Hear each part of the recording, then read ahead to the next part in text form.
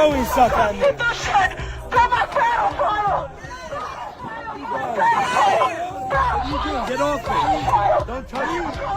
He's a domestic terrorist. He's a domestic terrorist. Domestic terrorist. I wish you would. I wish you would. I wish the fuck you would. Then go pick him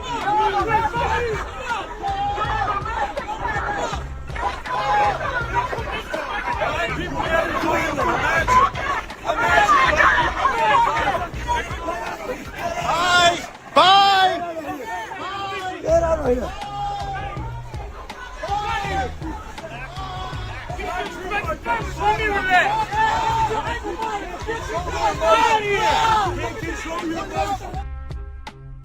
You know, I be going out in the world and I be calling the police on white people, and it does something to me. So I felt that feeling, you know, last time when I called on that white girl. So I had to try something different, and I called the white man the N-word.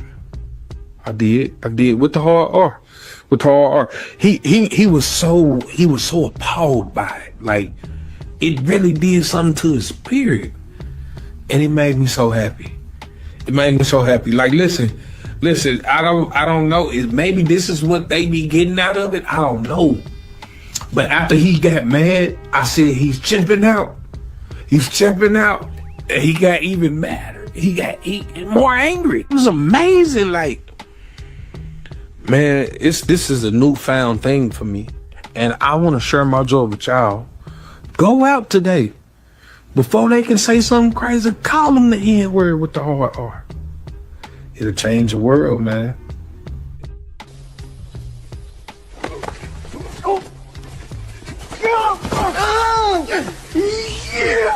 You will not live to see another day, nigga.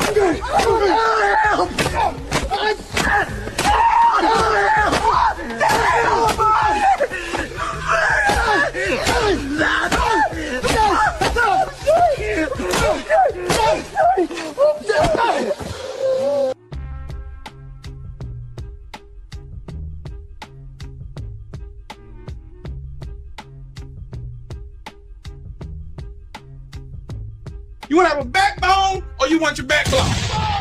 I'm here for my people. Just like they down for their people, be down for your people. Stop being a coward. Stop walking around every day with your head held up high knowing you let them people talk to you any type of way, but you got smoke for your people constantly, 7 days a week, 24 hours a day. No hesitation to have and go up with your own people. No hesitation to have smoke with your people. All this docile coward behavior when it comes to people outside our community. No matter how much disrespect they give you, the time for that is over. You either gonna have a backbone or you gonna get your back blown out. That's what it is. That's you anyway. You anyway.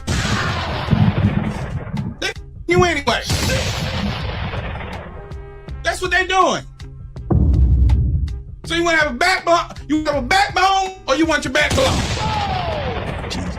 That 2026. It's the motto. Backbone, back blown. 2026. Take your pick. You want to have a back?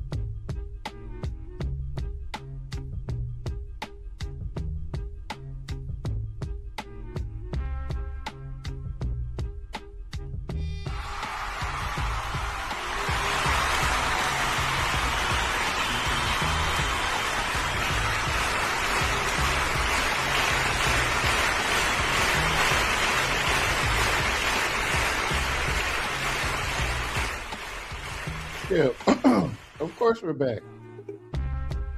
Of course the times are messed up. Of course we're going through this transition where people don't even know we're on because we're switching up the dates after years and years of coming on Monday, Wednesdays, and Friday. So I'm not surprised, not one bit. This one's for the archives, right? This one's for all you late night lurkers, all you early morning risers that listen to us on the way to work, all of you, this is for all of you. As we close out our second Black History Month. Oh, hold on, I got it on the wrong. Yeah. As we close out the second Black History Month, you see how they tried to do us? They tried to relegate Juneteenth to one day. They thought that Black folks would really just limit their celebration to one day. I know people right now that are still going to be celebrating Juneteenth sometime in August. Hell, I'm one of them. Hey, Miss Bell, hey, Mr. Scott. Yeah, I'm going to be still doing Juneteenth all the way in August. Yeah, I'm going to do Juneteenth through 4th of July. We'll carry that shit on in August. And then at August, I'm going to start early celebrating Black History Month. Because that's the plan. So half the year is dedicated to Juneteenth, and the other half, I'm celebrating February. Welcome to the Caleb B. Frank Show. We are who we say we are. The business is to be stood on. I'm allowing the time, right? Because it is 8:58. So we're on a little bit early because I wasn't supposed to come on until 9. But I came on early to get everybody adjusted to the time switch. Right? So again, Tuesdays, Thursdays, and sometimes on Fridays.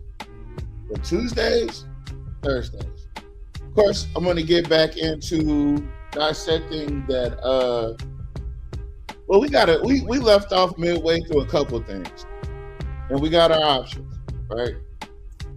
So I don't know how I want to go about doing this. Hey, you guys that's on the panel with me, what do you think the city council meeting? There was one section that I do want to go through because it was largely uneventful for the most part. But we did finally get some confirmation about Lower Third today. We finally found out who, and we can put a face to the owners of that property at the end of Third. I want to say it's on Willow Glen, Third and Willow Glen. So his property was on that tax roll or the thing for the demolition or what have you. And had I not kept watching, I would have never even known it. Never would have known it. But I'm glad I kept watching because I did. I learned something that I did not know before, and we'll go through that part. And after we get done with that part, we'll transition over into the rest of. Because see, I really don't care about what Jacques has to say anymore.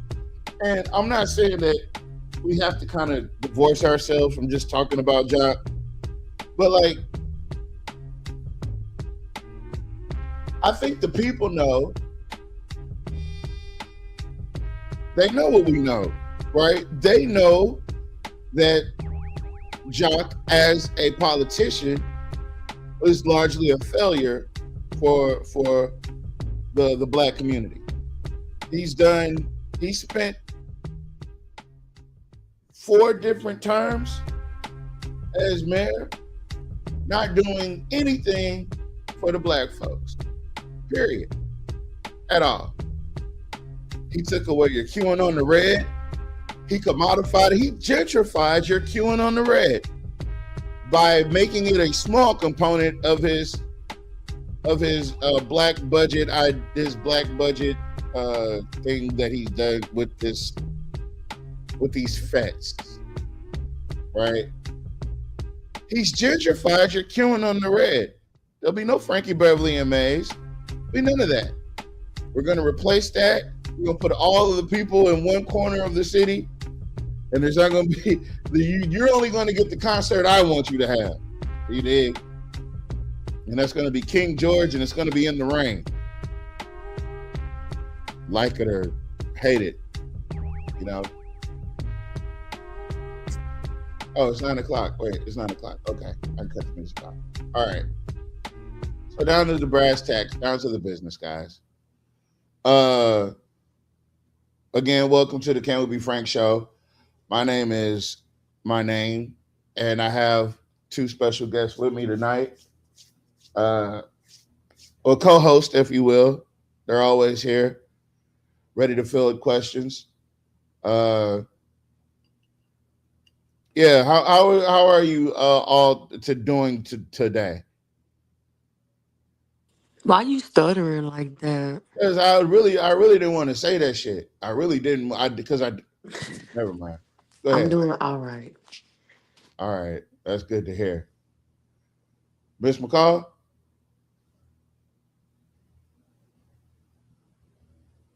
Must be the wrong one. Nah, you know she be watching her shows when she supposed to be working. Oh yeah, that's right. She over there multitasking and shit like we not important. That's cool. That's fine. Deontay Kyle says, do you want to have a backbone or do you want your back blown? And I think that those two things are interrelated. It is true. Because if you don't have a backbone, if you don't stand up, like the label says, right? Hold on, maybe the context will hit you a little bit harder if I did it like this, right? Let me do this. Let me run that video back, and then we can discuss it on the other side. Hey, Miss Linda, I miss you. I miss seeing her at the meetings. I'm here for my people. Just like they down for their people, be down for your people. Stop being a coward. Stop walking around every day with your head held up high knowing you let them people talk to you any type of way, but you got smoke for your people constantly 7 days a motherfucking week. 24 hours a day. No hesitation to have and go up with your own people. No hesitation to have smoke with your people. All this docile coward behavior when it comes to people outside our community. No matter how much disrespect they give you. The time for that is over. You either gonna have a backbone or you're gonna get your back blown out. That's what it is. That's you anyway. You anyway.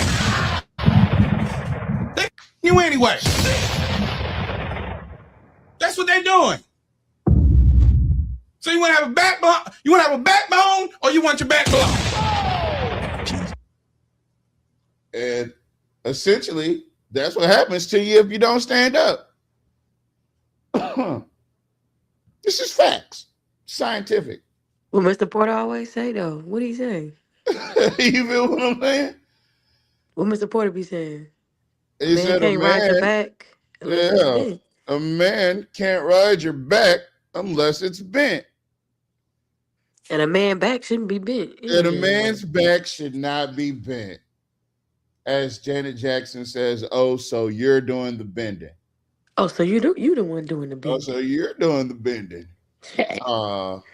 Ain't nobody bending me over. Oh, look at What? her. Not Oh, too it's I Miss told you she be Alita. watching Ain't them movies. I nobody told bending you. me over. Look out. Oh, so you doing the bending. Oh, so you the one doing the bending. Y'all got to stop letting people ride your back, man. Got to stop letting people ride your back. And make those videos of us- about it. Oh, I'm sorry. For those of y'all on YouTube that are watching us on YouTube, hit the subscribe button. I'm growing the YouTube channel. I'm growing the YouTube channel in 4 different directions.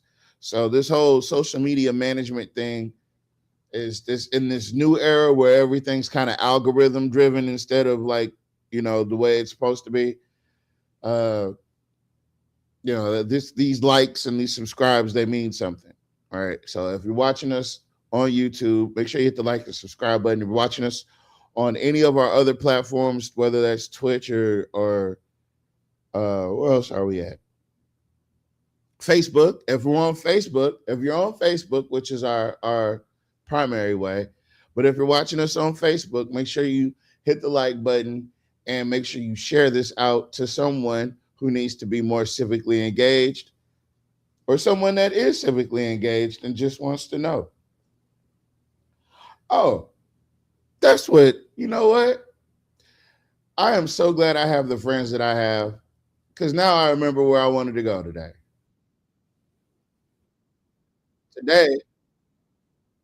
today, early this morning, my friends, hold on, where's it at? Come on. Yeah. Earlier today, my good friend Nat Turner made a post. And I just knew today was a day that I wanted to cut up. So I'm gonna find, here it goes. All right. Booyah. Right? If you don't know what you're looking at, this is the recall petition that they tried to pull on Mr. Porter. It failed, of course. It failed. Right? But we went and dug her. Well, we didn't have to really do a lot of digging. The names of the people that were the chair of the committees: Clarence Reed, Floyd Kurtz, right? These two prominent black folks, quote unquote, these church-going, Bible-thumping, Jesus-loving Negroes conspired against Mr. Porter. And that's what it has to be framed as, because that's exactly what happened. They conspired against him. They conspired to tell lies, and they conspired to do evil, to exchange evil. And the thing is, I don't know why people put their trust in a lot of these people, right? Because the most obvious thing you could do is, keep shit to yourself, or not even get involved, right? Because out of all people to go after, why would you go after Mr. Porter, right? And this gets deep. It gets deep. So they were tasked with going after Mr. Porter. Jim Villard, a sitting city councilman, and he was a sitting city councilman when he put them up to this. So again, let me frame this out correctly for you. A sitting city councilman paid for the recall of another sitting councilman. They were both on the city council.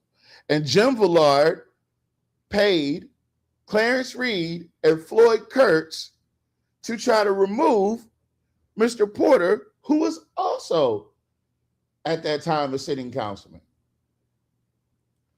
So you got to ask yourself, how dangerous was Mr. Porter? They had never done this to nobody else. I don't know if it was because they just didn't have the personnel, or nobody had really just bucked and gotten as much headway and had as much knowledge and as much ability to put it to work as Mr. Porter. He was deemed a threat to the establishment, because Jim Villard is very much establishment Alexandria. He's up there with Thomas David and all them, which we'll talk a little bit about Tommy David today too, because his name came up in the city council meeting, and you'd be surprised how and why. But yeah, so the moral of the story is, it's not all of the white folks that's oppressing black folks. It's niggas that help them do this. It's people that give them access to our communities. And that's a part of the sellout, right? And then they try to cover it up with this holier than thou bullshit. And it's literal bullshit. These aren't men of the cloth. These are men of leather wallets. These are men that work for either Mark Woods or Jim Villard. These are, how can I say it? These are people that Harriet would have left. Yeah. That's my best surmising of that. These are people that Harriet Tubman would have left behind. Because who sits up there and goes after the most credible person on the dais simply because he's smart and he's black? Now, I know they don't know about they didn't care about the long-reaching implications of this, right?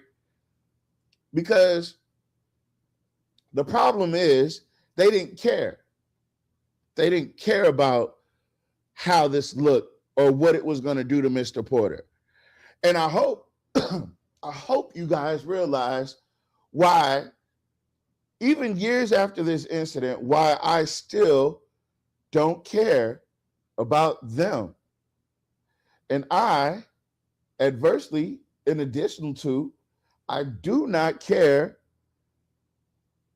about them changing the leaves or putting on their fucking collars so they can go sit up in that pulpit and lie for 2-3 hours every fucking Sunday, or take those fake ass Photoshop pictures where they, I know your real character. I know the real you. I know what you're willing to write your name on. And this recall is always going to be the bane of your existence. Because people like me will never let the memory die at all. I'm not willing to. I need to make my people aware of the situation they in with some of these Negroes, these handkerchief heads, if you will. Shout out to Eric Mays, rest in peace. But these handkerchief head Negroes, you know what I mean? Gotta keep them peoples in the front of you. Because as soon as they get behind you, they're going to pull out that knife and they're going to stab you in the back. So keep these handkerchief head Negroes in front of you. Or take folks' money. Yes. Now, while I lay out this, so this was a concerted effort, right? This concerted effort included the now defunct, defamed hashtag One Voice people, right? Hold on, I might be getting them a warning. Oh, okay. I thought I was getting a warning. I had to double check. I didn't want to get no warnings. All right, cool. But these handkerchief head Negroes took the money from Jim Ballard and proceeded, along with Shakola Jones. Listen, you did the shit. Own it. You was proud of it when you did it. Don't be so disappointed that somebody's bringing it up now, is my point.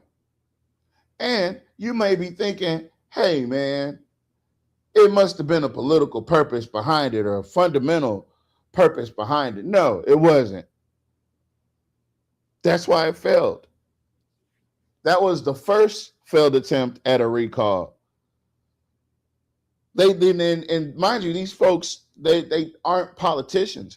The fact that people were running for office and couldn't even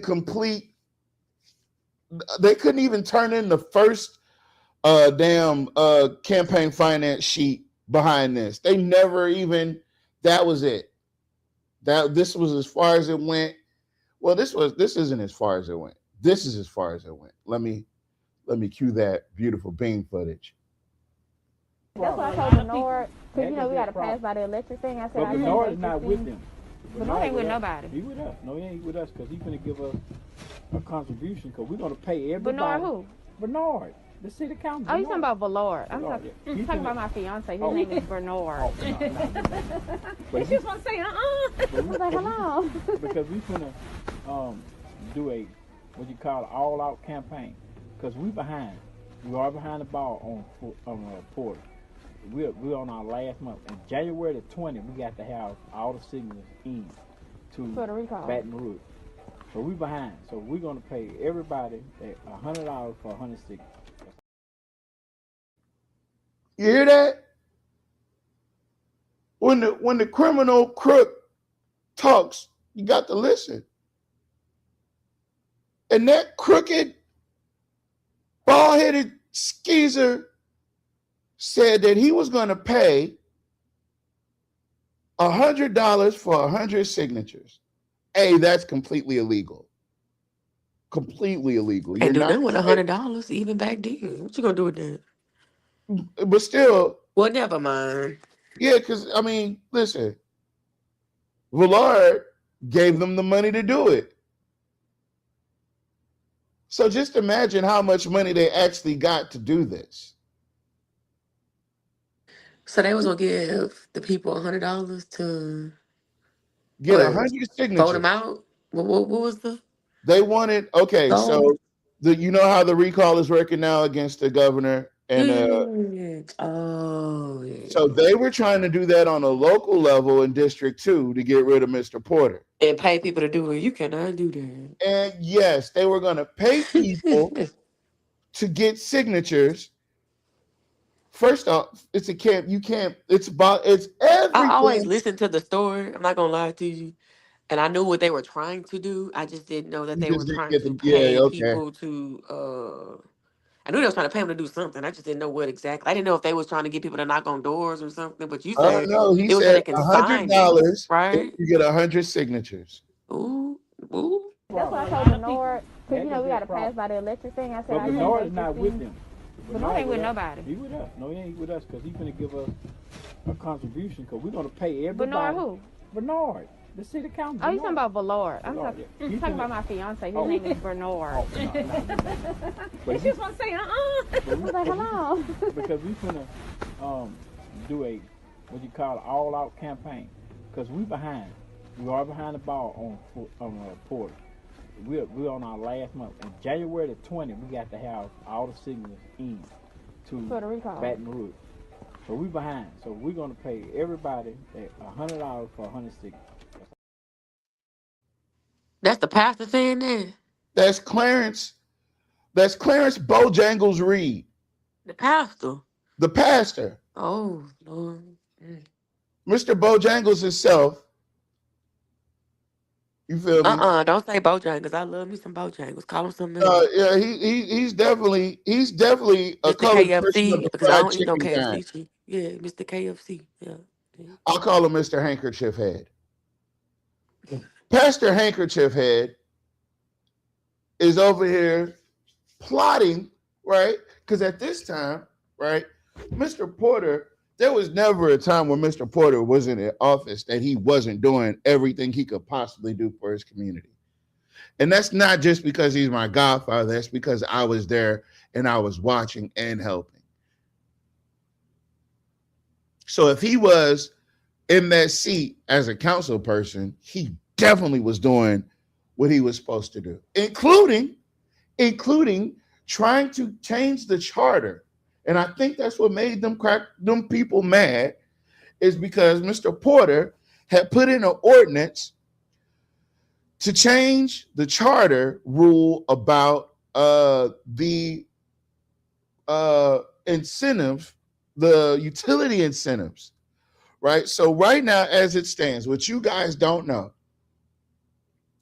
is that as it stands, according to the city charter, Jock Roy and whoever that guy is over to direct the utilities are the only two people in the entire city of Alexandria chain of command that can hand out utility incentives to these companies or to these people that are building these infrastructure, what have you, right? He gave it to Larry Turner, right, which is his homeboy.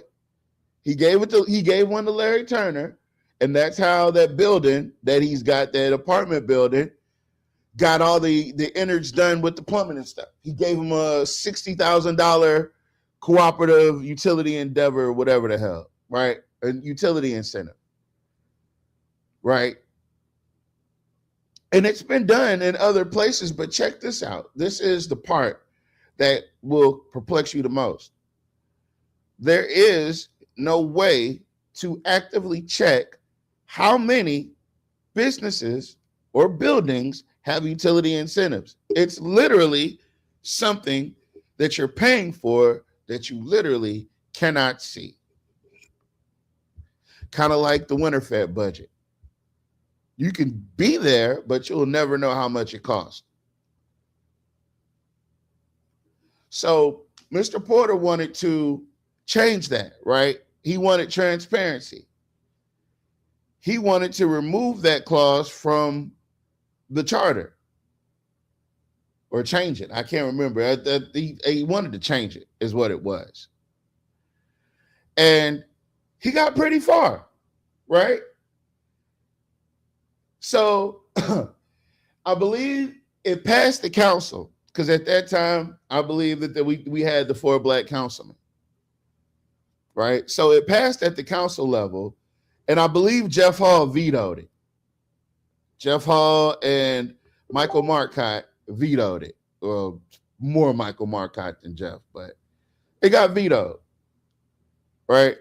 And they couldn't get the 5th vote to override it. But the fact that he tried it pissed off a lot of people. And that, along with his knowledge of the drainage board, along with his experience, period, in the community, just period, just Mr. Porter being Mr. Porter himself. And that was also, that was halfway through his term. He'd only been up there for a couple of years when this happened. Right? So these people tried to go after Mr. Porter, and forgiveness is a luxury that I do not have. And for certain things, for certain transgressions, I leave it to God to get that forgiveness from them. I'm not forgiving a fucking thing, because I knew the lengths to which they went to try to pull this off.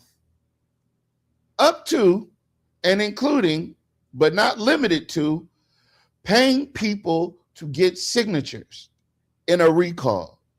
Breaking the law. No problem. Jim Villard wanted, he employed these handkerchief heads. He employed them to do so. A sitting city councilman paid for the recall of another sitting city councilman. Oh, you don't believe me? That's why I told Bernard, because we got to pass by the electric thing. I said, but Bernard is not with them.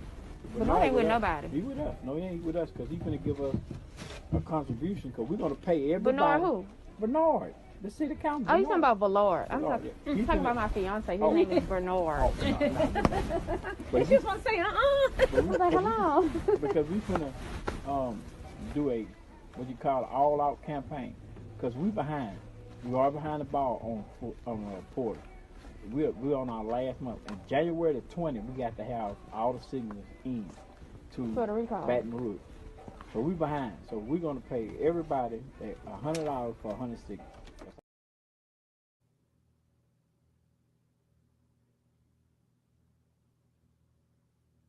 That's why there's no timeline, there's no universe where I'll ever have respect for any of these handkerchief head Negroes. And they know it. They know it. I try to make it plain whenever whenever we're in the same vicinity. I try to. But in spite of my best efforts, they may not know it. So if anybody can let them know it'll never be a day that I walk this earth and I'll have an ounce of respect for a handkerchief head Negro named Clarence Reed or another handkerchief head Negro named Floyd Kurtz. Ever. And a handkerchief head Negro named Reddix Washington, who was assisting. See, at that time, Reddix wasn't on the council. So him and One Voice were doing all this nefarious shit around the city, up to, but not limited to, beating up that old white man like B.O. and handkerchief head Clarence Reed did in that trapped out meat market parking lot.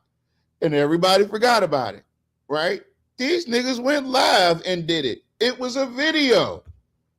I'll probably have it stuffed away somewhere. It's probably you need to start back bringing up the archives, man. You slipped. Man, I forgot it's not your show. My bad. That vault is something serious. I just got to make sure I got the right vault. But all that stuff is tucked away very safely. And you never know when I might pull it out. Pause. Right? But it's going to happen. This is going to be one of those election seasons where I'm going to gently remind you of these people that so-called want to call themselves running. Because my mission, right, once I have experienced, I remember seeing that video. Exactly. They put that man in the hospital. B.O. and Handkerchief Head put that man in the hospital, all because they had lost access to the meat market because they defaulted or whatever. They didn't pay their bookie enough. And so the meat market closed down. They still wanted access to the meat market building itself. And there lies that story about Handkerchief Head Reed, right? Handkerchief Head Reed went to Catherine Davidson's house, went in that lady's backyard and stole a whole bunch of those big wooden board signs that you see, the campaign signs that you would see at like intersections, and the big visible ones, right? He stole not one, not a couple. He stole all that lady's shit. And they dropped all of them off inside the meat market. And they had a team of people actively stripping and removing all of her signage off of those boards and replacing it with his. I'm not making it up. This man don't need to be nobody's pastor, and y'all crazy as hell to be going up in that church. Because I'm knowing as soon as you walk in there, you feel the energy.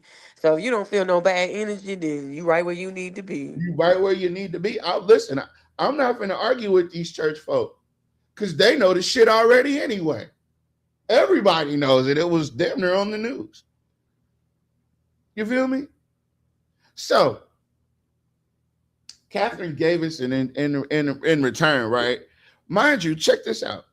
This is a little detail that everybody missed. So she's got cameras. She wasn't home when all that happened, but her cameras picked it up and she watched it take place, right? And she watched it from far, far away. I'll just say that, right? She could identify the people pulling up in the pickup truck, right? But you can't move those signs by yourself. So Clarence had help. It was another bald head, handkerchief head Negro. Bald head. That's all you could see. So what other bald head, handkerchief head Negro entangled the way that one voice group was with each other? And I do my investigation, so I had it nailed down. It could have been one of two people? One of two people. It could have been Derek Alexander, or it could have been Reddix Washington. So that's a fact. Everything I just said was fact.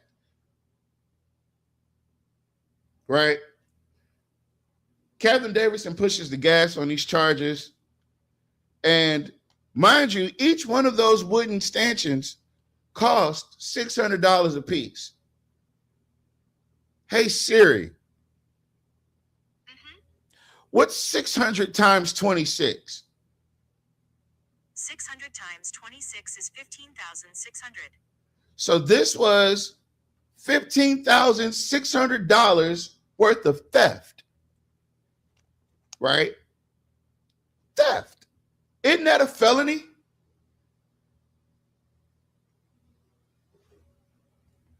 Hey, Siri. Hold on. Let me get this together real quick. I didn't get that. Wait. I'm sorry, Sherry. I'm sorry. You got to give me a second, Sherry. Hold on. Facts. Just big, stupid facts. That's all I'm spitting. Hey, Sherry. What is the amount of theft that reaches felony level? Okay. Wait, hold on. Wait, you got to stop. You got to let me finish, lady. Okay. Hey, Siri, what is the threshold for a felony in theft in dollar amount? In order to be a felony theft, the value of the property must exceed a minimum amount established by state law, typically between $1,000 and $2,500, often referred to as the felony theft threshold. This answer is from criminaldefenselawyer.com. All right. Hey, Siri, what is the state of Louisiana's threshold for felony theft? For the offense to be a felony, the monetary value must typically be between $500, $1,000, as established by state law. Any stealing offense that involves goods, items, property, or cash lower than $500 in value is a misdemeanor. This is from attorneycarl.com. All right. So you got to ask yourself, how did we get here, right? How did we get to the part where we're committing felonies, right? And it's not like we're like, oh no, he would never do that. That's not even who he is as a person. The lies you tell. So if he was willing to break the law for this recall, he was willing to steal from Catherine Davidson just to avoid having to spend money on his own campaign. Because mind you, the reason he stole those signs is because he was running for, what was he running for? Police jury?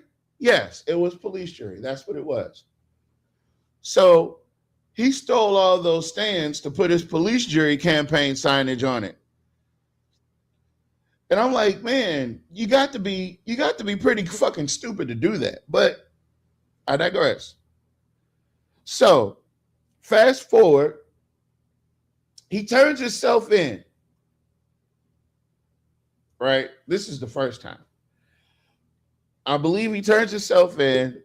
Catherine's still mashing the gas on the whole, pushing the charges all the way because you stole from her, and I respect that. I don't know how he's free at this very moment, but I do know that your Rapides Parish Sheriff, Mark Woods, was personally involved on both counts.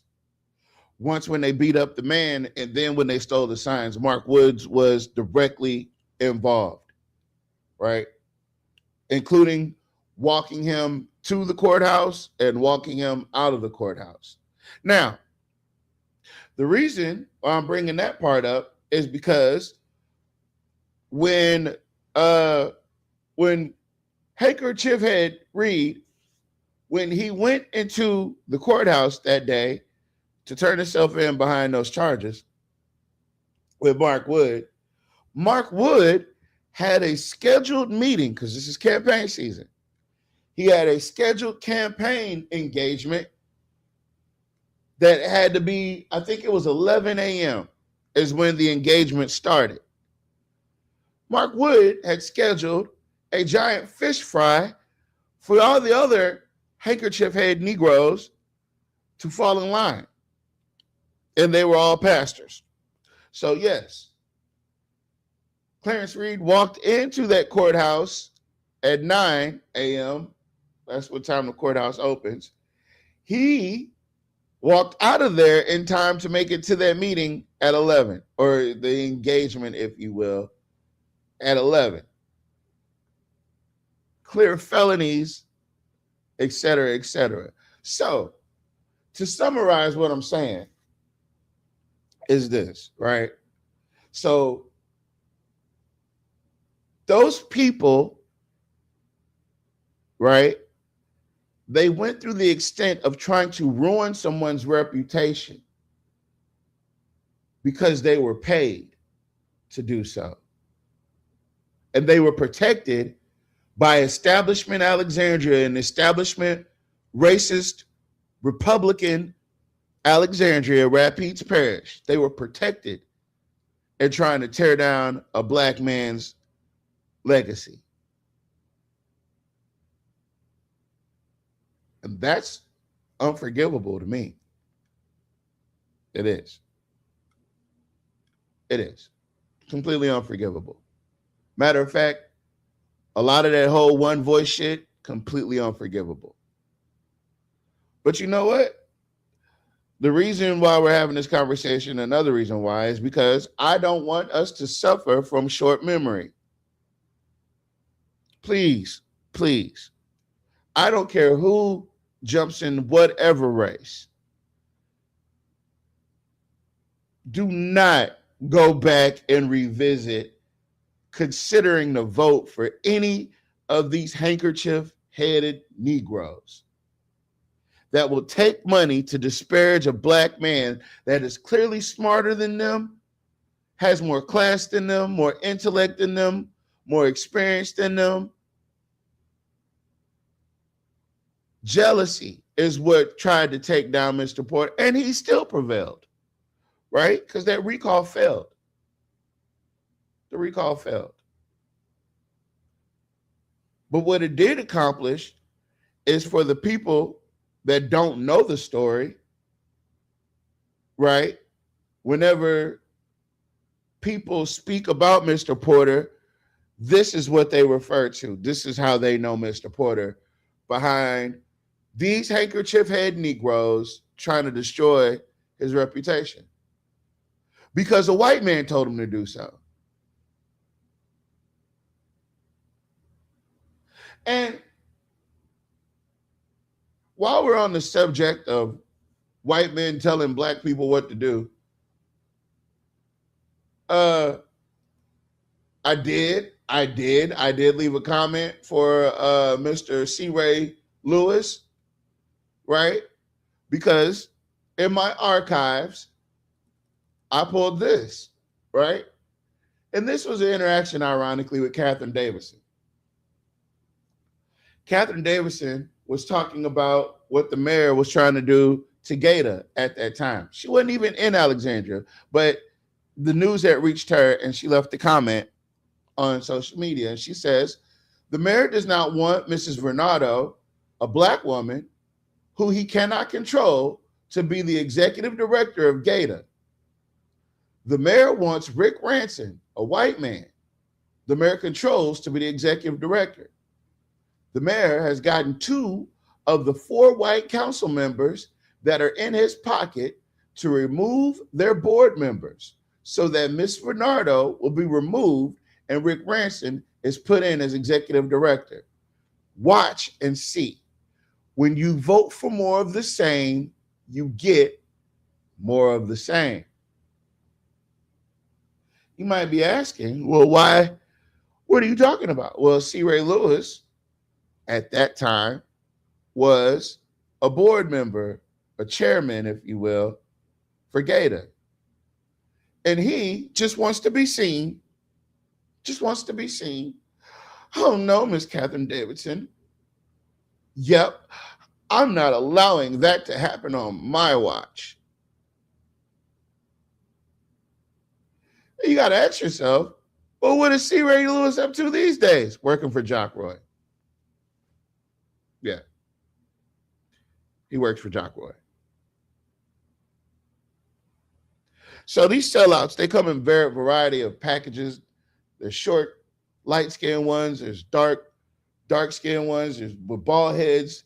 Majority of them have beards. Oh, there is one other person. It could have been Stephen Sharp because he was a part of One Voice, and he's bald-headed with a beard as well. And I'm not saying all bald-headed men with beards can't be trusted. I'm just saying those 3 at that time were no bueno, right?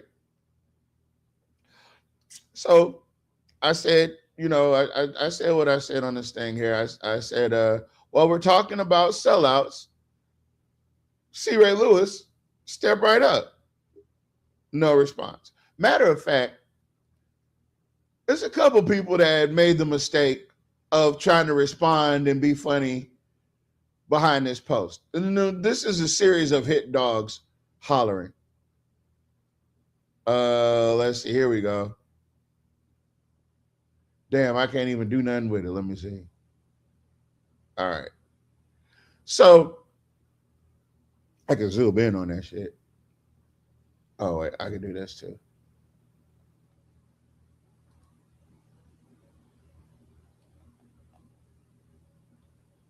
Oh, that's way too big. Shit. All right.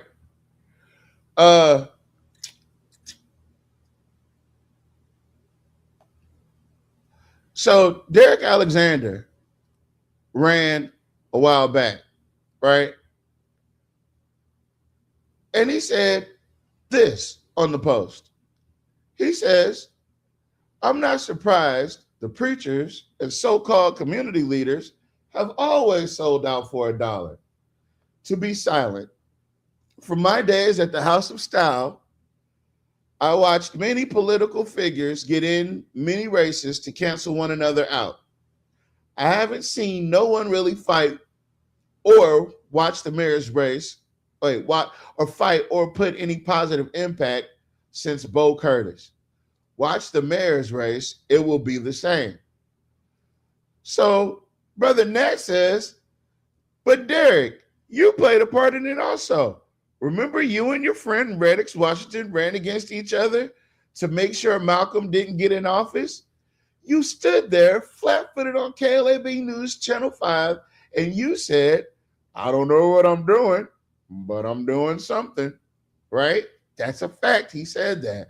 Why would two friends run against each other unless they were told or paid to? Which again, does not bode well because both those men, well, all three of those guys have bald heads and beards. Or four of those guys have bald heads and beards. I'm telling you something, I don't know. So, you know, he said, I see you think I'm trying to, oh, wait, hold on. I got to go because the all comments thing throw me all the way off. Because shouldn't all the comments be there anyway? That's what I'm saying. Let's see. Where were we? There we go. So Derek says, the same reason why you do anything. You learn from the collective group and watch how they move, separate, and come up with a plan. Furthermore, I consulted with someone that was very instrumental in why I got involved in the politics. So if you're trying to insult me or make me feel some type of way, you want accomplish nothing. I know who I am and whose I am. Because you know, all of a sudden when people get caught up, they turn holy. Yeah, you know, so God know you a sucker too. You know what? That's a good point. Does God know? God knows he's a sucker. He knows. He knows it.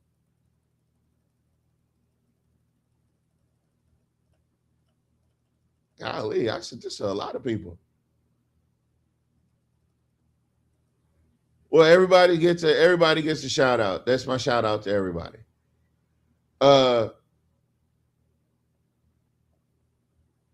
Yeah, man.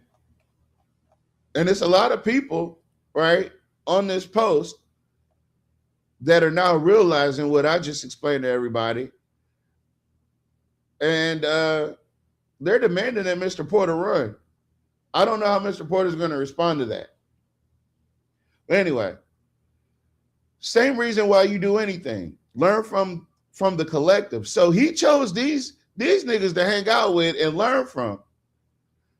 And he said, watch how they move, separate, and come up with a plan. So I hope you guys don't plan on getting back together because his whole point again with y'all was to steal from y'all. And see, because there's no honor amongst thieves. And that's a life lesson that you can learn right now. So. You wrong for that. What? You wrong for that. Who? You. What did I say? You said that's a life lesson he can learn right now. Yeah, it's a life It's lesson. no honor amongst thieves. What you say?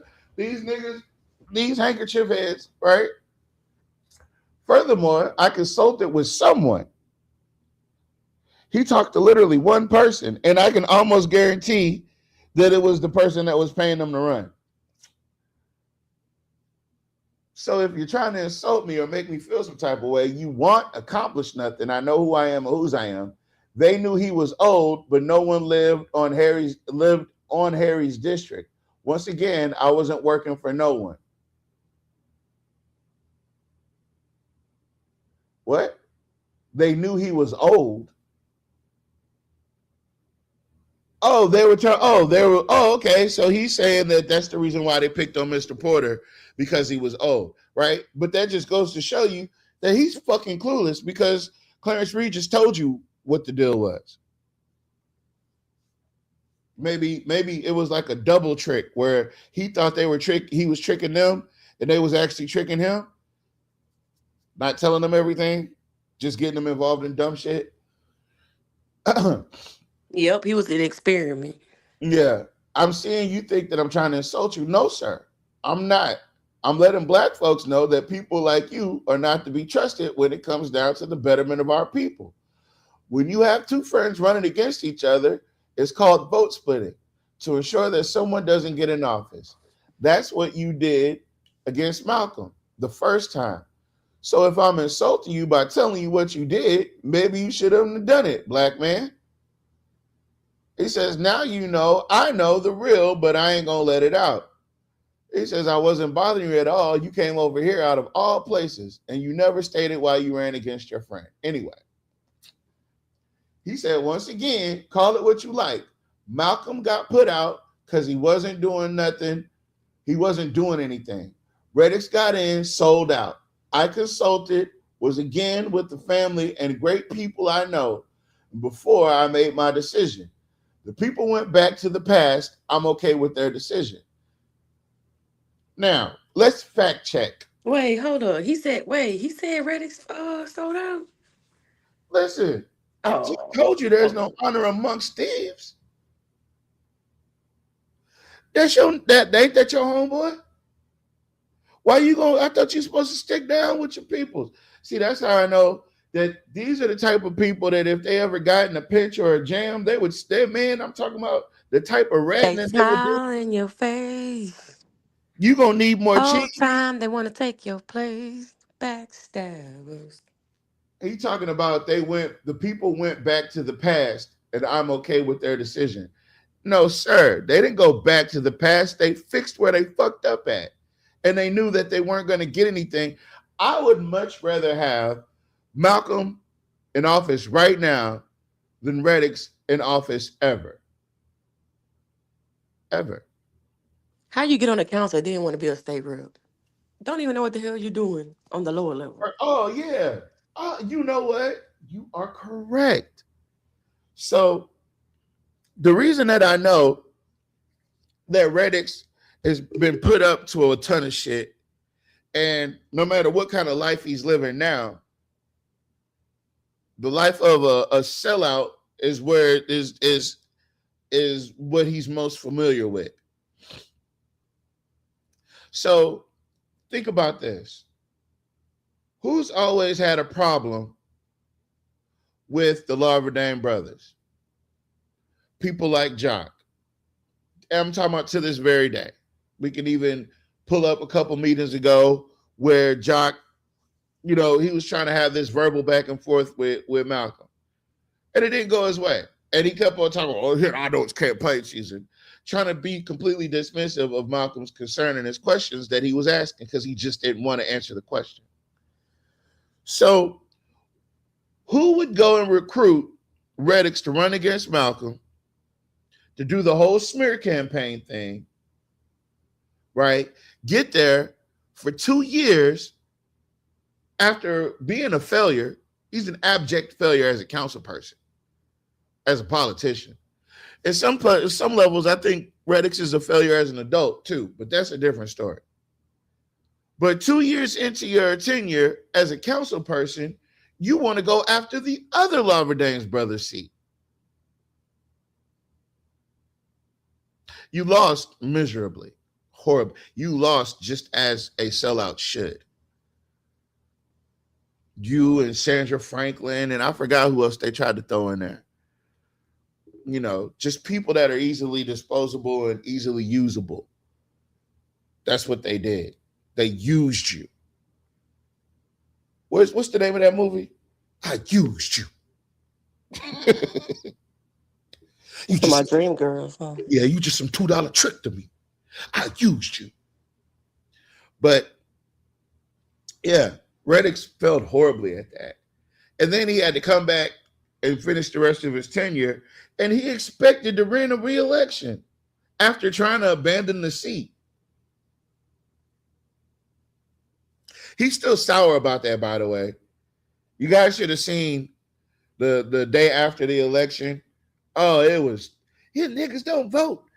That whole live he made, pulling up all the precincts. Yeah, I'm sick of this shit. Where he could have won at. Could shoot him, goddamn it. And over here, I could have got over here. I could have came up. Y'all didn't do shit for me. I did everything for y'all. I lost by 16 votes. No, you lost by the right. You lost. That's all that matters. And I don't know what my future may hold. You had to do so much bribing, picking up people at funeral home limos and stuff. Oh, man. Damn. Because them people did give him access to their hearse. And he was bringing people to the polls in hearse limousines and shit. Boy. Little did they know it was his political funeral they were going to. So there, let me get to the rest of the statement.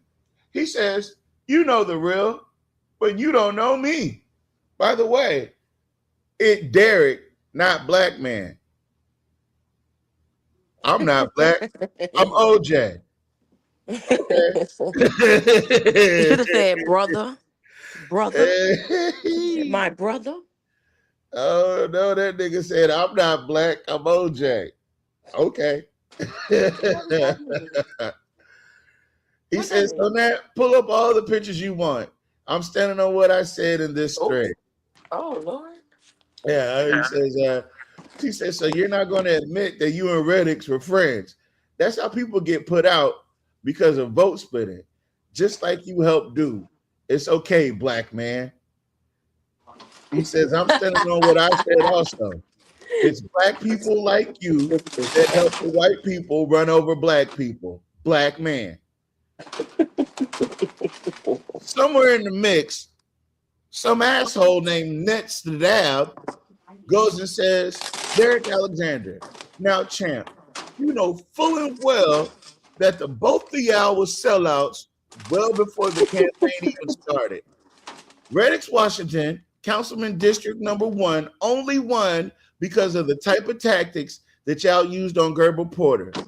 One Voice was a scam that y'all started with the assistant district attorney, why everyone thinks y'all the police, which matches up because I can name at least 2 of y'all that have since broken the law and have gotten away with it completely.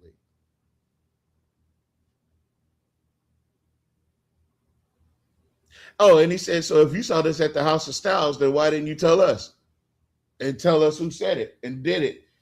Why didn't, if you saw these people teaming up to fool black people, but you sat up there just steady cutting hair and shit, like it wasn't happening. You didn't tell nobody because you were in on it. You admitted that you were in the place to be. You were part of it, bro. You know what I feel like? I feel like you saw it done before and you wanted to try it. You thought, so you thought. But again, Mr. Turner says, it was people like you. And no, Miss Teresa, if you're watching this on the replay, I am not reading this. Please pause. It was people like you and your actions that hurt the advancement of black folks in Alexandria. The white power structure didn't like what the black folks in office were doing. And then here comes other black folks doing these white folks' dirty work. If you would have been for right, I would have stood 10 toes down with you. And you were wrong.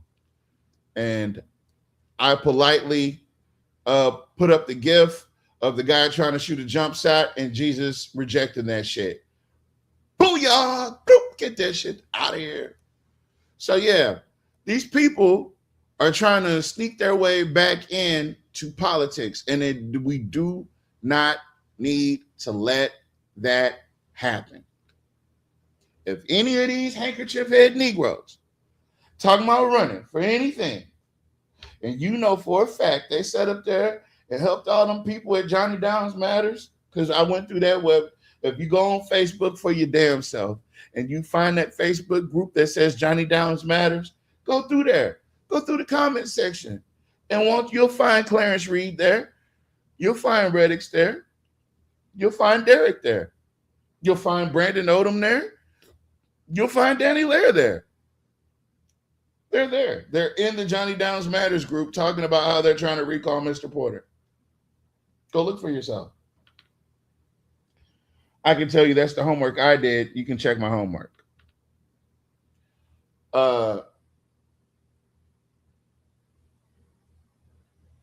So I want to segue into I want to play this clip real quick while I got everybody's attention. All 7 of y'all, thank you guys for joining us.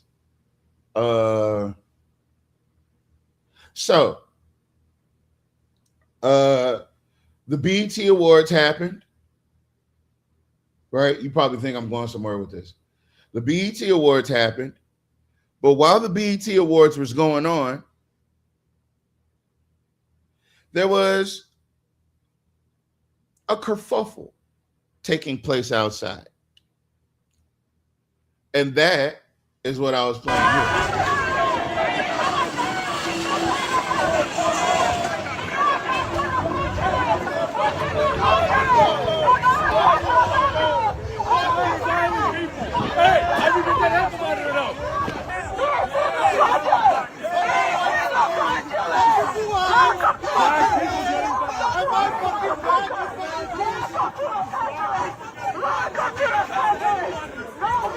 Okay, throwing stuff at me.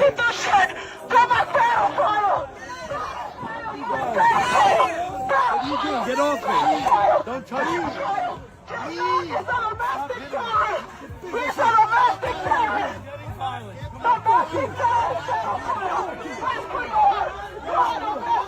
I wish you would. I wish you would. I wish the fuck you would. Come on. Then go pick him up.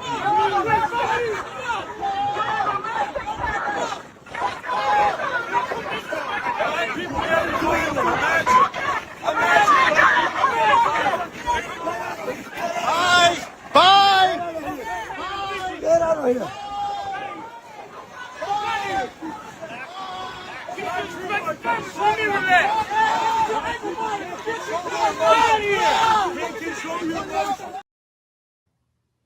The same people that brought you the January 6th riot, that guy, Jake Lang, exonerated January 6er, insurrectionist, also showed up to the trial for Carmelo Anthony in Texas. He said so many disparaging things, up to but not limited to, including if Carmelo is found innocent, he was going to kill him himself, and that Carmelo should be hung outside the Collin County Courthouse. He said this all with a megaphone, by the way. So fucked around, got himself arrested, right? And they put him in, coincidentally, for a brief period, he was in the same jail as Carmelo Anthony. Not the same cell, but the same jail, right? But then something happened. Carmelo's trial ends. A period of time later, no less than 4 or 5 days. The same judge, Judge John Roach, is doing a bond hearing for Jake Lang. And he reduced his bond from $1 million to $250,000. Right? But the caveat is the district attorney said that he's banned from Texas for life unless it has something to do with court. And I've been kicked out of a lot of places. I've never been kicked out of a state and banned from an entire state, the largest state in the union, if you will. You got to be a different type of piece of trash, is what I'm saying.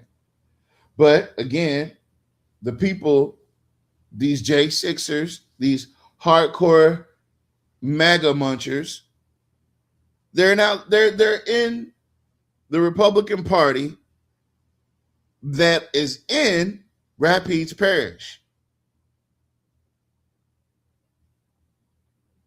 I'm going to say that again. Your governor is showing, let me see. Some people always show you before they do it. They always let you know what kind of time they on before they do it, right? So I got wind of y'all governor.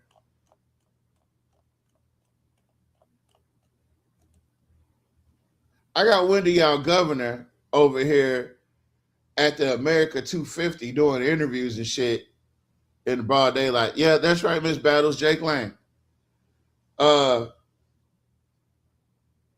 So here's your governor over here at the mall in DC talking about some American 250 carnival shit. It's not a soul out there, man. It's what? Let me count how many people. One, there's 2 kids, that's 3, 4, 5, 6, 7, 8, 9. There's less than 1,000 people out there. There's probably less than 300 people out there. Right? But your governor made his way there. Because your governor is a hardcore MAGA muncher. Just like Jake Lang. Right? So that being said, when you talk about local elections, you have to talk about the people that align themselves with the governor. Right? Because in some of these predominantly black cities, there are Democrat mayors, right? Or parish presidents or whatever. I'm not sure about that part. But I know there's Democratic cities where large concentrations of black folks live, kind of like Alexandria, kind of like New Orleans. You see? So the fact that Alexandria, A, doesn't have a black mayor, but B, has the mayor that we do have, you know, he tends to cater to the hardcore MAGA munchers, like Deborah Randolph. But those people are so aligned with racism and keeping resources concentrated for one group of people that most of the time we exist in Alexandria don't even know the type of nefarious activity that's really even going on, right? But I told you I was going to bring you up to date on a few things. So here is a story, right?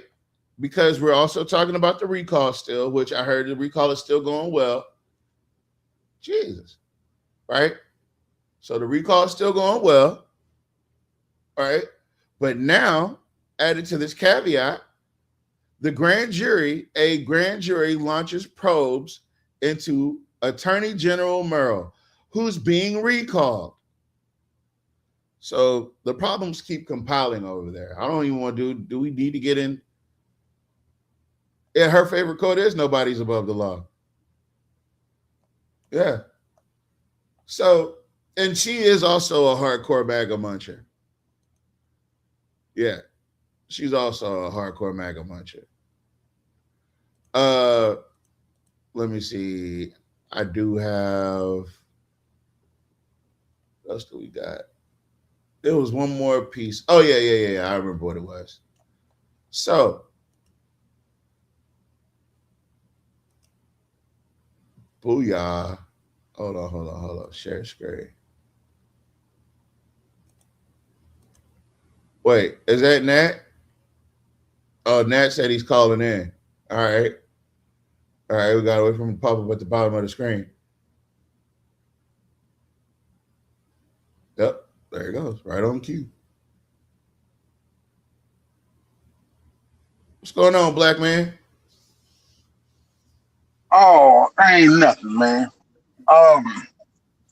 What happened today was the equivalent of stepping in an ant bed with no shoes on. Fire ant. Fire ant, yeah. And you forgot that the ant bed was still there, and you decided to come over there, and you should have had shoes on. You did it to yourself. You done it to yourself. There's no way. I'm lying. I wouldn't have done it today. That I would have responded like I did. The thing was, they was counting on us to forget. They were counting on the black folks to forget what happens, so they can do the same old thing again. But we have to let the people know that, hey, these are the people that's hurting you. And so I don't know why he came over to picking on me like he did. Hurt my feelings. I was then about to cry. But this situation with Floyd Kirks and Clarence Reed, it's a dangerous situation. Because it shows that you could be bought and paid for, as if you was on the stock exchange. I buy stocks every Thursday and Friday. If they're gonna get on the stock exchange, I may need to buy some of them. Good Negroes, humble Negroes.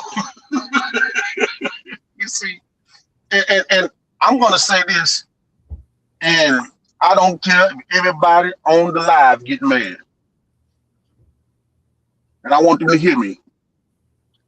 When those little white kids wanted to play baseball at Johnny Downs, you had the parents and everybody come up there, and other black folks. You had Stephen Chalk holding signs, Riddick holding signs for those little white kids. Tell me what black person you got trying to get Cheatham Park done. Us? It ain't a black soul around. Yeah, us, and we don't stand. We don't even stand in the district as Cheatham Park.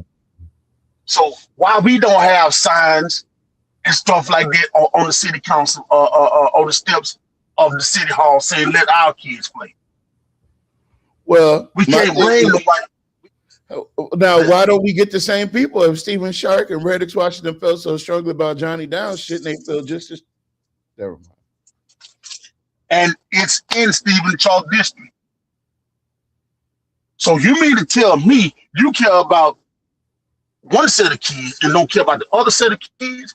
Or is it that their skin complexion is not right for the protection? Is that how the guy said? We don't have no black organization saying, hey, y'all are wrong. We got a dumbass city council lady sitting up there talking about, oh, we're going to get a gun at 2030. And you got black kids that can play right there, and nobody's coming to their aid but the damn people that stay out of town. Nobody's raising no hell about that. And it's okay. So we can't get mad at that white man for doing what he do, and you're not doing what you're supposed to do. We don't have no sign saying let us play. We're sitting on our ass complaining. We shall overcome. We shall. But like you said, Nat, we have to start waiting on other people to take care of ours. Like we got to start waiting on the handout to take care of our own kids, because even though they're using our money for taxes and all that, if you're not going to be proactive and actually let these people know that they're doing wrong with your money, then you might as well just take care of your And I child was like, yourself. Don't ask them for their money. You know, don't ask them. Well, it's our money, but you know what I'm saying? Like, yeah, you got to go and we back to don't have it. the village. You know. Now, what the black businesses is that done the same thing? What the black business owners? Why they haven't got together and done what Roy Martin did at Compton Park when he donated $50,000 to get that park built? Mm-hmm. I can't hear you, Tavares. I can't hear you. It just don't sound like you're talking. So what are those? What are the all? Listen, Tavares. When it had the COVID thing come up there, we had 2,000 beauty parlors in Alexandria. I call them boo kitchens. When that COVID money was coming on, when the PPP loan was coming, we had 2,000 boo kitchens. Oh, Where the money man. at? Barbershops, Why the black people ain't got together? hair salons. Yeah. Yeah. Listen. So why the black people ain't got together and say, hey, listen. Oh man. See, y'all gonna make me go dig out this picture, man. I wanted to leave this shit alone. I did. You see, so here it is. Our kids can't play baseball right across the street from the school, and the black people ain't got up and stood up for those kids for shit. But now come homecoming, you have lines. And then people will come from out of town, because I got a lot of people out of family. They'll come from out. People will come from out of town, be like, "Oh, well, what's going on with the park?" Or you telling me that y'all don't have like an alumni? All y'all alumni, y'all know what be going on. Y'all just don't give a damn. Plain and simple. Niggas don't have to take care of niggas. Oh no, not because wait, people don't. But wait. But when October 1st comes, that's when they start doing all that silly ass posting and stuff, beefing with each other, classes and stuff. Y'all still sitting. And right now, ain't nobody sitting up there holding. Let us play. Ain't nobody doing that. You got people from out of town fight for your kids in District 3. You know, and we ain't saying get $14 million. The name that popped in my head when y'all was talking about this, Sterling Brown, right? This nigga, if he could transform into a war horse, he would. It is what it is. So I'm not understanding why we ain't got nobody saying let our kids play. Where they at? Because when it was the white folks, y'all got up there, let the kids play. And Stephen Chalk, where he at, man? Stephen, look, maybe talk a couple of times. The Allison report says, Stephen Chalk, we need you up at the city council to say your famous line. The Allison report says, where you at, Stephen? Come on down. But guess what? You can't do it because the white folks told you, boy, you better sit your ass down. And you ain't got no goddamn rights. Niggas don't have no souls. I wish you would ask for some money for that park. You better sell that damn chicken and keep moving. You see? So that's all I'm saying. We don't fight for ours, but we love to fight for them. Why in the hell do we have to fight for white? You ain't even fighting for the right to be right. You fighting for the white people. Right. And then they fought to sit at the table. You goddamn right. Yeah. And they said, and what our kids get? What they doing for our kids? So the parents say, well, we gonna do something. They giving them bullshit. I'm sorry, they giving them BS little park stuff from 11 to 1, 11 to 3, and all during the week where these parents got 2-3 jobs. You know, they trying to keep up with them high ass light bills, and that's what they give our kids. And the people, at least they doing something. Nigga, how you gonna tell me at least they doing something when they gave them kids $14 million? Take our black kids and go play at Johnny Downs. You know what they're gonna tell you? He gave him a handful of jelly beans. What you complaining for? Exactly. Take our kids to Johnny Downs. You know what they're gonna say? Oh no, you can't come here right now. It's scheduled. Somebody else gonna play. You can't come here and practice. Say what? Oh, well, you do it. Oh yeah. Well, if you want them to do it so bad, why don't you do it? Shut up. They using our money, fool. I'm trying to do it. You see? So we don't want to stand up. And then you got liberals. Just to add some weight to what Nat is saying and what I said earlier. If you didn't believe what I was saying, They took pictures. You know, I know they want the shit to disappear, but they took pictures. The only person I can honestly say turned this lemonade into turned the lemons into lemonade is Jay Scott. Because and I'm not even saying that just because I'm telling you, we've set up here and dissected city council meetings where he stood on the business. Plenty of time. He stood on it. But these and y'all after this, well, sorry Tavares, I hate to break the news, but you know after this picture was taken, now I'm not accusing nobody of nothing. Please understand I'm not. But after that picture was taken, didn't that man say somebody broke in his house and stole his 4-wheeler and stuff? Listen, that Charles Elliott, the assistant district attorney, Charles Elliott, said that them boys came out there and hung out with him all day and all night, shooting guns and shit, kicking it, right? Riding 4-wheelers and shit. Turn around a couple days later, he said he got robbed. I know you lying. He took his 4-wheelers and his guns, I think. No. What? Come on. No. We don't know who done it though. But yeah, they don't know who done it. But it ain't never happened to them. Man, them niggas is so slow. That man invited them over there just for the insurance claim, son. Y'all stupid. Yeah. You see, and all I'm trying to see, I want black folks to see what's going on because we are too silent about getting mistreated. And only thing we want to do is sit on our ass and complain. You know what? You know, like the old lady called me and said, "Renette, you know they got congregations that I don't think is right. But what you're doing, you need to let sleeping dogs lie." Now, this what a member of one of their churches said to me, Carl. When that I don't think you need to be doing that. You know, you need to let sleeping dogs lie. You know, they got congregation that stuff old. I said, well, yeah, it is old. You right. It was a couple years I said, well, ago. It's old. Yeah, I say it is old. But what if they do it again and again and again? And guess what? You're drinking brown water because of the decisions they made. And they there. But there was yeah. But see, here's the thing. She drinking brown water or got brown water in her house because of the decisions they made. Oh. Do you think you see what I'm saying? Brown water? Hey, she's flooding because of the decisions that what they did. So, frankly, ma'am, your best out is not to call me no more. Because the next time you call me, you're going to have to call my mama after this. You're going to have to use my mama phone number after this. Yeah, you're going to have to use my mama phone number if you call me again. I guarantee it, you're going to have to use my mama phone number if you call me again. Because I'm not lying. I'm just showing you what they did. That's the truth, man. That's on black and white. You see? And it's like we supposed to just be silent. No, I'm not going. No, you can't. Like Cat Williams said on Friday when Damon tried to mess with him. I'm a boy. I'm not going to let you keep on effing over me. And see, black people are comfortable with it.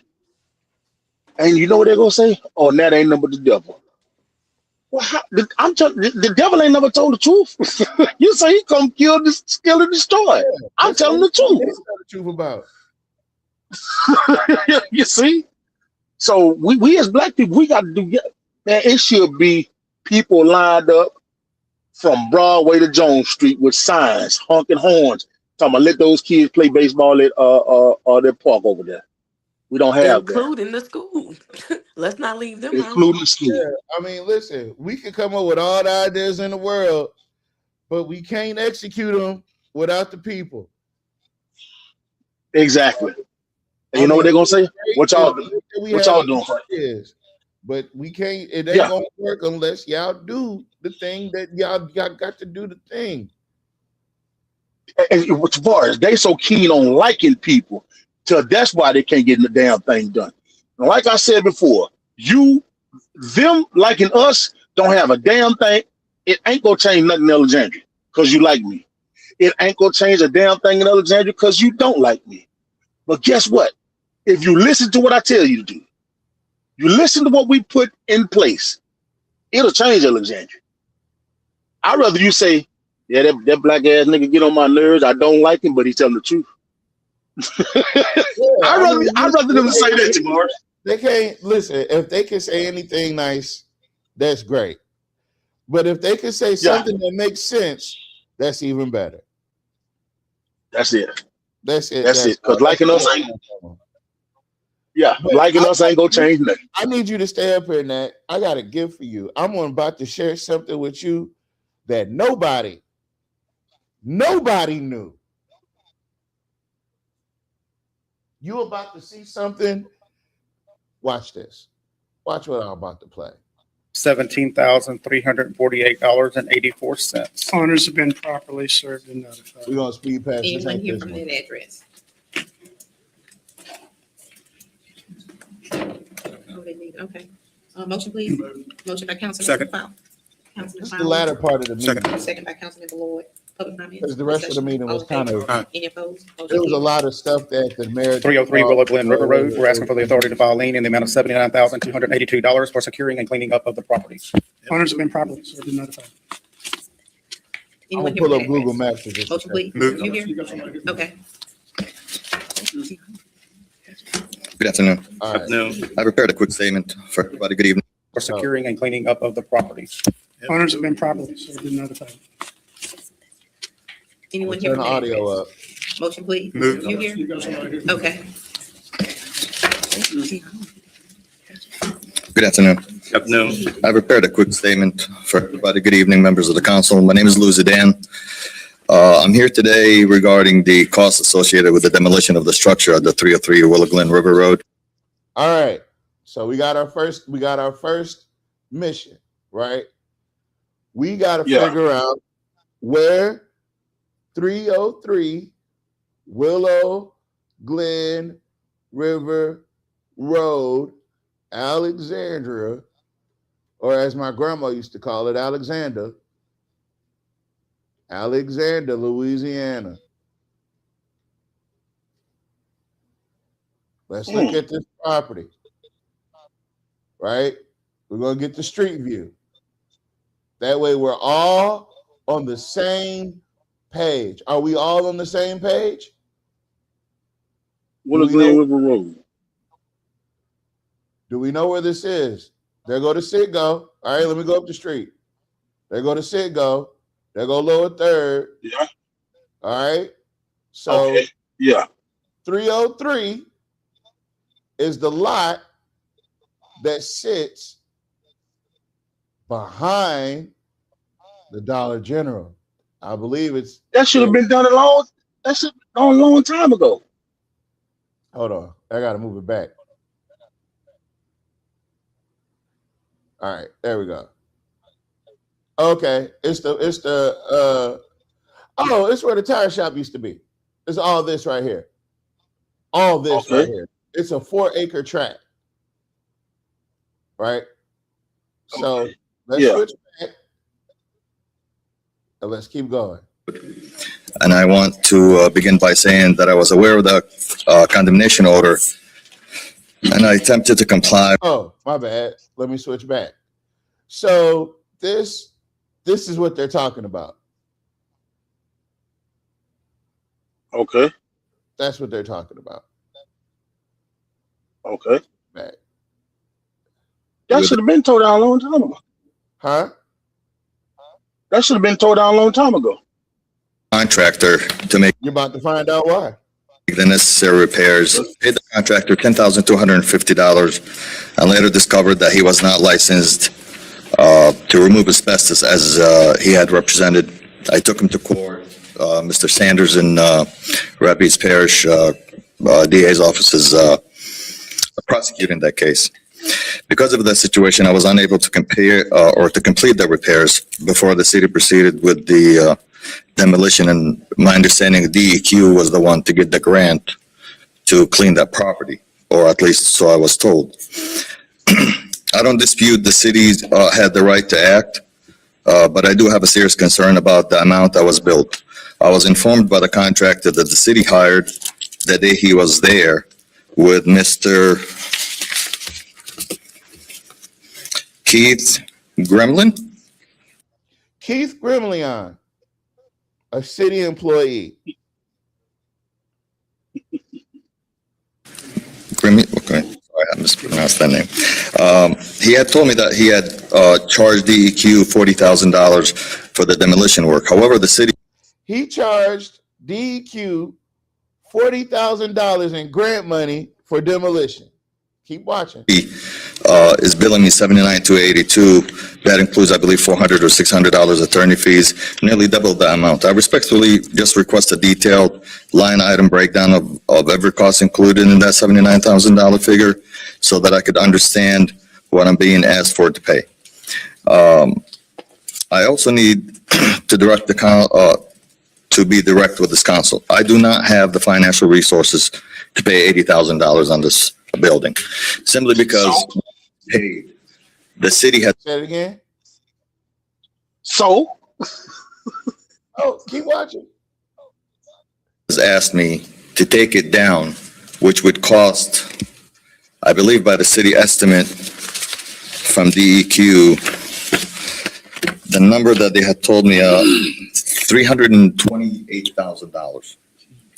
It's going to take $328,000 to demolish that building. Keep watching. How long have you had this building? Well, the building stood there for 40 years before anybody received any papers. And as soon as I bought it, it seems like the city red flagged it and asked me to start cleaning the property up. As a matter of fact, I went and I approached Dollar General to come and put a building there with Ratliff Construction, which they did. And at the time, the city had a lien on it for cutting the grass. Now you know the details about how that Dollar General got there. So that was his property. You know, Mr. Fuller was implemented in getting that Dollar General put there, right? Mm-hmm.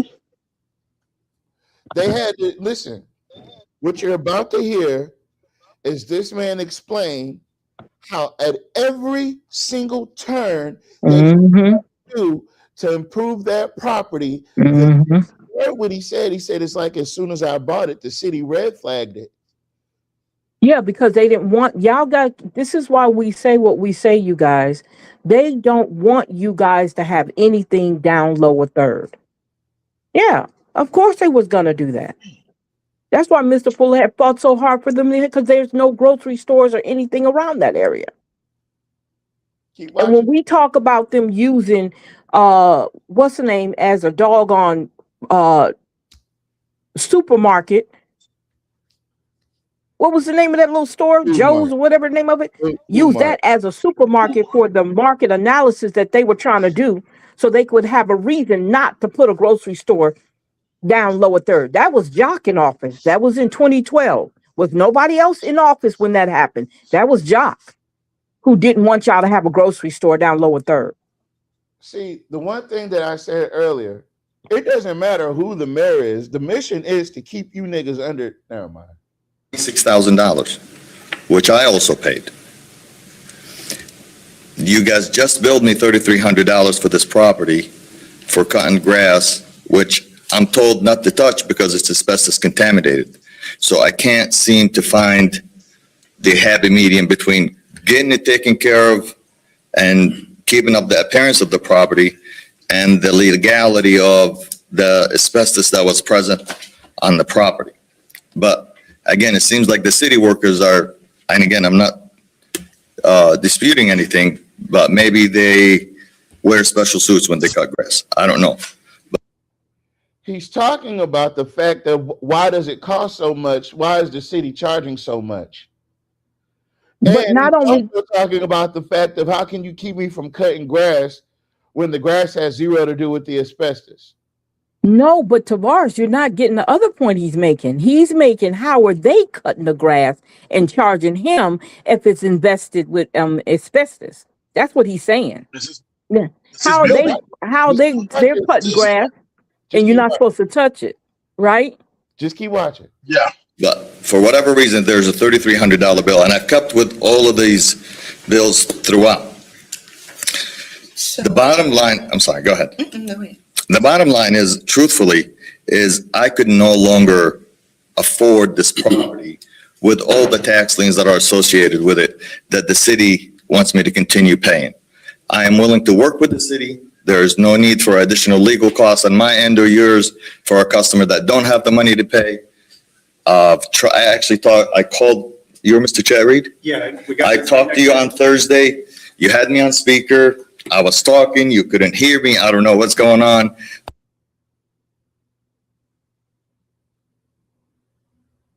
I just talked to you the other day and you had me on speakerphone, but you acted like you couldn't understand what the fuck I was saying. They were playing a game. It gets better. I've talked to community development multiple times about this. My name is all over this. I've probably talked to everybody that's involved. I'm willing to work with anybody that's willing to listen. I talked to Mr. David. He had approached me. Listen, what did he just say? Talking to Thomas David. What, Mr. David? About maybe it was a levy situation that needed to be done over there in that area, a project. He asked me to give him a piece of the land, which I donated. I told him I would donate the whole thing. I don't. Wait a minute. Wait a minute. What? Oh. Yeah. Damn. Yeah. I hate to see. I don't feel sorry for him. Yeah, that's good. Good for him. This guy that we're talking to. Wow. Right? This guy came in and dropped a truth bomb nobody was expecting to hear. Right? So something going on over there. And that's why Thomas David wants that damn land. Wow. Thomas David said there was a levy project that they're going to do. And he wanted a piece of the land. Oh. So in order to get the land, you make him give up. I can't fight no more, man. Just take it. I don't have any need for it. There's, I believe it's a little over 4 acres there. I'm asking for help. So I mean, you guys keep asking me for money and the city don't have the money. At least that's what I was told. The city don't have the budget to tear it. Why don't we delay this for 2 weeks and let him come in and talk? Now look who's trying to shut down the conversation. Oh, we just delay it for 2 weeks and we just let them go. But bullshit. You didn't say that. But that black lady, she's up there crying about her goddamn land. No. You got 90 days to get the shit clean. See, guess what, y'all? I don't believe in letting God fight my battles. You got 90 days to get the shit clean. City parent, that's your district. Handling him the same way you handle that black lady. Okay, y'all. Just watch. Keep watching. Okay. Some kind of understanding. Well, before you guys make a decision on that, I just want to correct the record, unless Chad, you want to add any facts. So the charge that's currently here, and I'm sorry I don't have the itemized or the invoice for the contractor, that is what a private contractor that is under contract with the city, with community development, billed the city to do the activity that was done for this. Specifically, that activity was to take a private contractor billed the city. And that's where the liens are coming in from. So who is this private contracting person? Well, I'm glad you hold on. I got to turn my volume up because I just realized something. Hold on. I'm sorry. Yeah, shit's all the way down. Damn. Hold on. Uno momento, por favor. I got to turn it down because I know it's going to be loud.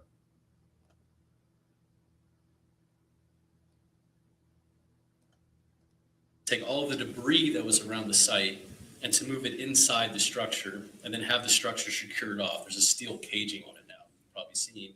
Which I believe it or not, I talked to Mrs. Heather Waring, which she used to work with DEQ, and I have multiple communications with her through email, which we have suggested to do exactly that.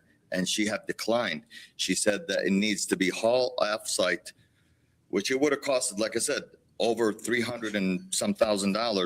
And we could have gotten that done way less than what the city would have gotten it done. But I got a question. This is a question I have to ask.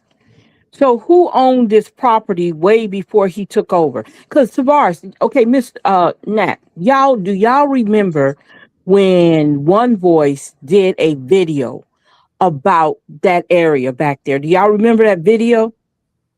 Yes, ma'am. Okay. Yes, ma'am. He was talking about that property. That's the property he was talking about. Yes, ma'am. But I don't know when he bought it, but he said he's been there 40 years. So I don't know when he bought it though. So when he bought it, all of a sudden now they start saying ching ching, ching ching, because it's been sitting there all this time. When he bought it, they was like, well, since you're going to buy it, let's see how much we can get You can get out of you. Yeah, exactly. Wow. Keep listening. Wow. And we could have gotten that done way less than what the city would have gotten it done. But he said I could have did it myself for cheaper than the city what was charging. It's all a money game. we were told that we couldn't touch it, and that wasn't even an option. They were told that they couldn't even touch the property. They could do nothing to the property but hold it.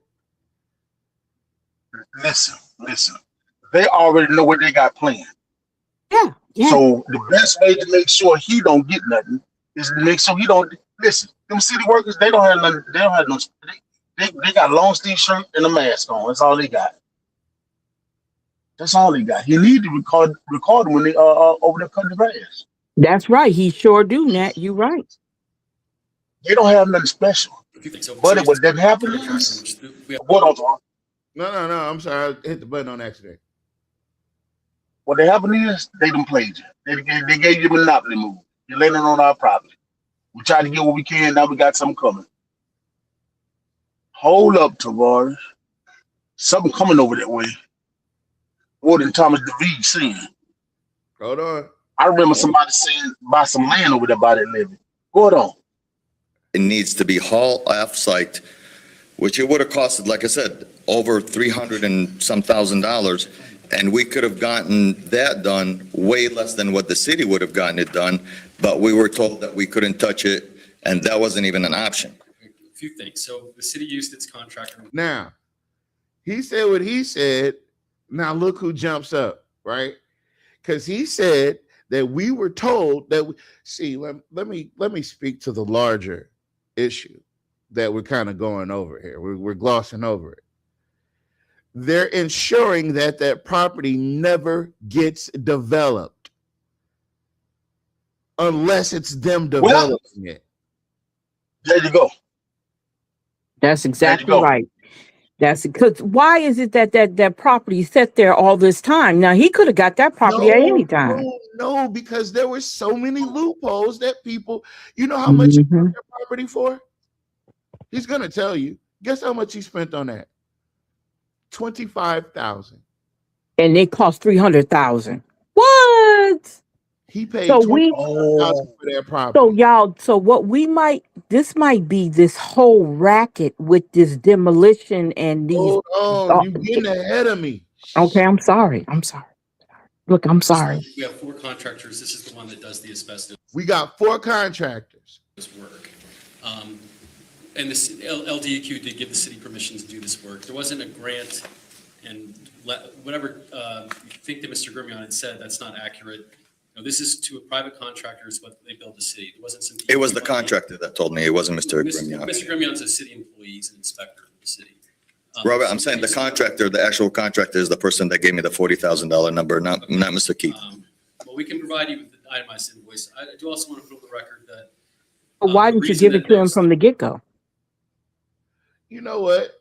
This thing is, they're not itemizing. They're telling you owe us this much, and they're not telling you what you owe for it. That's what he's up there for. It's not about the property, right? But you're going to hear him tell the story. He's going to tell the story. Watch. There was all that debris that contained asbestos. My understanding is that there had been some demolition debris that was brought on site, and then that's when DEQ stepped in and the owners were told to stop that activity, and that did create a bunch of asbestos around the site. The reason that we did this cleanup was in order to address this, the aspect that you're talking about. Now, this is a part of Jock Roy's cleanup. Wait, Tavares. Now, you do understand back there also, remember when they had to move those chemical, me and Miss Agnes. Yeah, Oh my God. they claimed So it on was the other end down there on that area, because that's a church ground right next to it, Right if I'm next- not mistaken. right. So all of that, they used to have a mound back there. It's all covered now because they never moved. They were supposed to move it somewhere else, and they never did. They dumped contaminated. It was a site. It was a what you call a site. Yes, it was Superfund site. A Superfund site. Superfund That's site. exactly right. All right, watch. About there being asbestos-containing material on the lawn, on the grass, which was attracting other people, even dumping trash on there and making it difficult to mow the grass. I have multiple problems with this. I have signed I'm sorry, I don't mean to keep cutting you off, but you guys are aware of the situation and I just don't know how to fix it. I understand. I'm bringing it all up to speed. To Go make ahead. sure I understand. So after there was a situation of the asbestos in the property, DEQ filed a regulatory action against the owner. That is currently out there. There's a judge, just so you know, there's an executory judgment that DEQ has against Mr. Mohammed Zadan. I don't know if that's yourself or a sibling or something. No, that's my sibling. So that hasn't been served, but that's out there. So the DEQ has that regulatory enforcement action they're still trying to pursue. What the city has done is made it to where now the grass can be cut, whether it's by a city crew or by yourself. There are signs out there saying no dumping. The city put up. There's signs in the building saying the building contains asbestos, not to go inside. But the purpose of this exercise was to try to stop that dumping, make sure it can now be maintained, because there's no asbestos-containing material on the grass itself. But this is, when we can get you an invoice. This is what the contractor billed the city. So can I ask you something? There's no pass-through from some other subject. Can we cut the grass now? That is my understanding, yes. Shouldn't we have been notified that we're able to cut the grass since they have done that? We have, although we've been in contact with you, we struggled to get in contact with Mohammed Zadan, but Mohammed Zadan is out of the country. He's been out of the country since my brother's murder at that location 10 years ago. So Remember the guy that got killed down third? The Arab? Yep.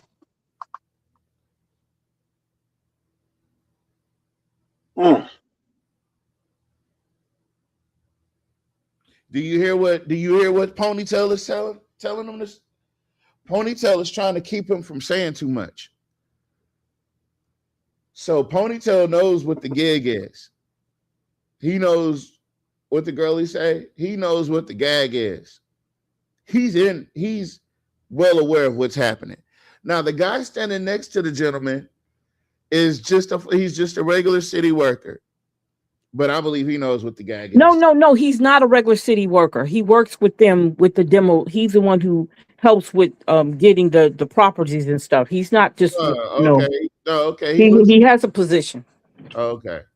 Oh, we're not trying to blow this off. We're here. I'm present. We're trying to work with the city. Although he is not here, I am here and I'm the one that handles the business. And like I said, we're really all trying to go somewhere. We're not trying to blow this off or saying that whatever. But every time I called the city would say, we don't have the budget for it to tear it down. that's true. Well, I promise you, I'm not richer than the city of Alexandria. And that, friends, is a proper response. So I have a question. So the asbestos material was not hauled off. It was put inside the building. Correct. That's correct. Which was an option, was not given to us. We actually asked, and we. Do you hear what he said? The city came out, cleaned up the property.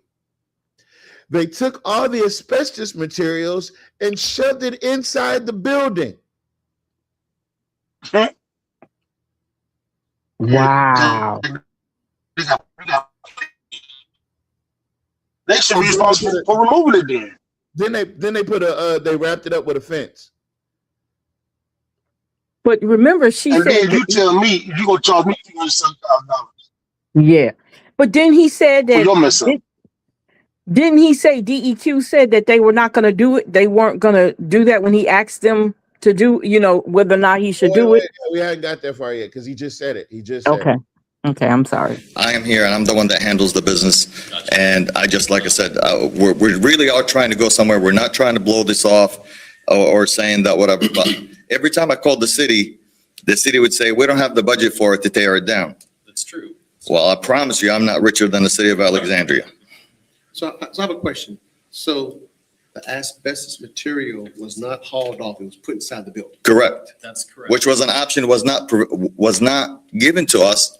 We actually asked and we were denied that in an email, like I said, that I could provide to you guys by Mrs. Heather Waring from DEQ. So That's not how it's supposed to be done. Now, potentially, you know what potentially could be? The reason why they don't want them talking about this is because the city might have defied DEQ by doing that. That's right. Yep. Kept their money. They do. Okay, so if they defied DEQ by doing it and charged the city for it, And then the city turn around and charging him. and turned around and charging him, yes, even though it wasn't All of it's supposed to be in illegal. the first place. Wow. Just can't do it like So I was not aware of So that. there's, We were able to get permission to do just that. I didn't know if we're gonna need permission to address that. He said we got permission to do it. That's what he said. an email, like I said, that I could provide to you guys by Mrs. Heather Waring from DEQ. So I was not aware of So that. there's, We were able to get permission to do just that. I didn't know if that's true that you'd asked and didn't get permission. We have now done that, and the purpose of that was to the gentleman secure the property. from because we don't have DEQ, the funding right now to completely tear it down, or to haul that asbestos-containing material. We have this much in the budget. We're fortunate we were able to. Now we're talking back about the budget. He's not talking about the budget. He's telling them that he tried to remedy this before on his own, and DEQ told him no. Ponytail gets up there and says, "Yeah, well, we They went to be tearing DEQ and they told us anyway. yes." Look, they be tearing him up. What you call him, ponytail? He look like Shawn Michaels. That nigga don't look like no Shawn. He looked like Val Venus. Hello, ladies. It's the big Val Boski. You guys, it's a deep cut. That's a deep cut for you wrestling fans out. That's for Tamara, Miss Battles. She knows who I'm talking about. Accomplish the job, what was appropriated. We appreciate that. We would have This is a- the asbestos, Sorry, go the ahead. charge would have been. Look how dismissive Ponytail is being. And Because I think He learned from the best. But you learned know from what? the best. You know what? But you know what? They know, Tavar, somewhere in there, y'all, they did something wrong. I'm serious. I just believe they wanted that land, and they knew that was the big problem with that land. Well, he just said Thomas DeVille King want the land. Yeah. To go do something. Yeah. He said he would donate 4 acres of it. Hold on, wait a minute. I'm missing the damn chat. Hold on. Greg says, legend has it, the Browns, known drug lords, have money buried somewhere on the property. And that's why the feds took it from them. Y'all don't remember the deep? You know what? Yeah, but they got 76 years. Huh? They got 76 years, 75 years. Who got Y'all 75 remember years? the Brown boys? They was big time drug dealers, and they used to own that place. They had like a SWAT meet in there. Oh, see, I don't remember that. See, I wasn't probably here then. I probably was gone. So, see, that's just a rumor. It doesn't mean that it's true, right? Hood lords. They were a whole lot smarter than. Yeah, hood lords are a little bit different than rumor. Yeah. Because guess what? One of them Actually has one some of them reference points to it. Wait a minute, Tavares. What'd you say, Nat? Them boys were smart. They went to college. One of them went to college. One of them went to Southern. They just drug dealers. Yeah. He defended himself. They gave him 75 years, but he tried. He gave it a shot. Yeah. How long they been down? Oh, they've been down a long time. So I wouldn't be surprised if they got money on that property. I would not be surprised, Mr. McCall, because they used to be back there all the time. That at one point in time they tried to do like a swap meet there. But what year was that? What year did they own that? I don't know, but I remember them being there. They out now. Oh, he said they out now. Huh? Demetrius said they out now. Just one of them. Okay. So my question is, who owned it? I remember this conversation. I remember the video One Voice did. Bill and somebody else went down there and did a whole video on that land down there. I can't remember who it was. That's because since 98. Okay. They believe the hood lord. Yeah. That's probably what it was. They believe the hood. These are clout chasers. Like, and that was before they put the Dollar General there. Right. These are clout demons we're talking about. These are people that worship the at the altar of clout.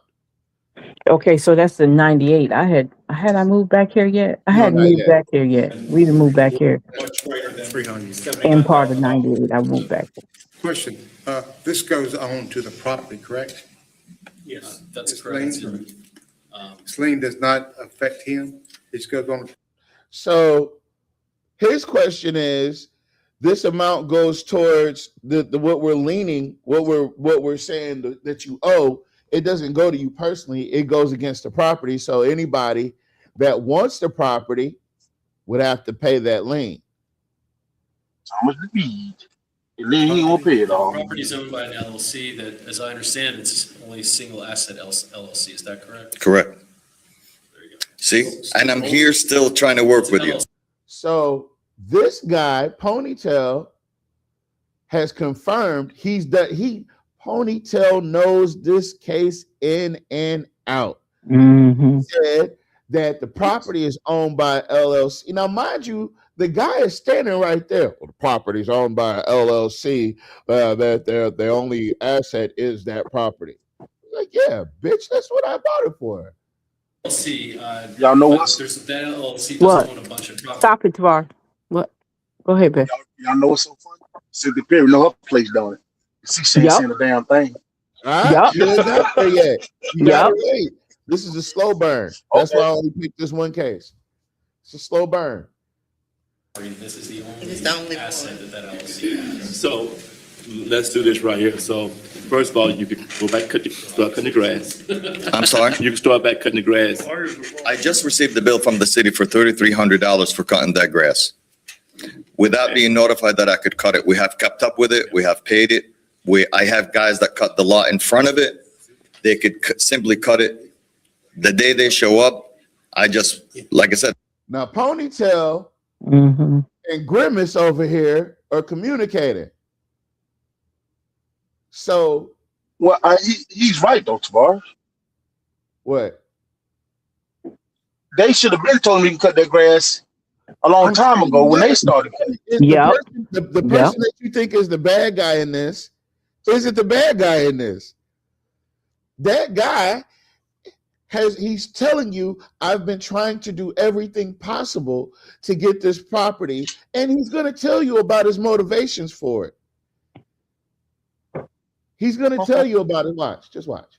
I talked to Jeff from the city. He was aware, and he had confirmed with me that I cannot cut that property till DEQ says otherwise. There's been zero communication between them and I. Just now that you could cut the grass. I just found out, honestly, when I received the bill from the city, I want to say maybe a week or two ago. I mean, we can work with code enforcement. Yeah, let's work with code enforcement. To make certain that that's okay. The next thing, he's going to. No, wait, what? Okay. I mean, we can work with code enforcement. Yeah, let's work with code enforcement. To make certain that that's okay. The next thing. Wait, he said that they could get with DEQ to make sure he can do that. I thought you guys got with DEQ. Well, wait a minute. Because Hold up. Yeah, why can't they do? I mean, he do it if they were doing it. They're not dressing no hazmat when they go over there and mow that lawn. Well, now that the city has done that binding up of the trash and putting it in sealing inside the building, Now you can go on the property and mow it. But here's the caveat, which seems to be the word of the night. They never told him that he could mow his lawn. Mm-hmm. Yep. DEQ told him that he wasn't allowed to mow his lawn. Mm-hmm. So obviously DEQ has been talking to the city and not the property owner. If that's what they're going to say. Hold up. Go ahead. If they can mess with asbestos, then they can go clean out the wires and go on the building then. And not charge so much. Hey.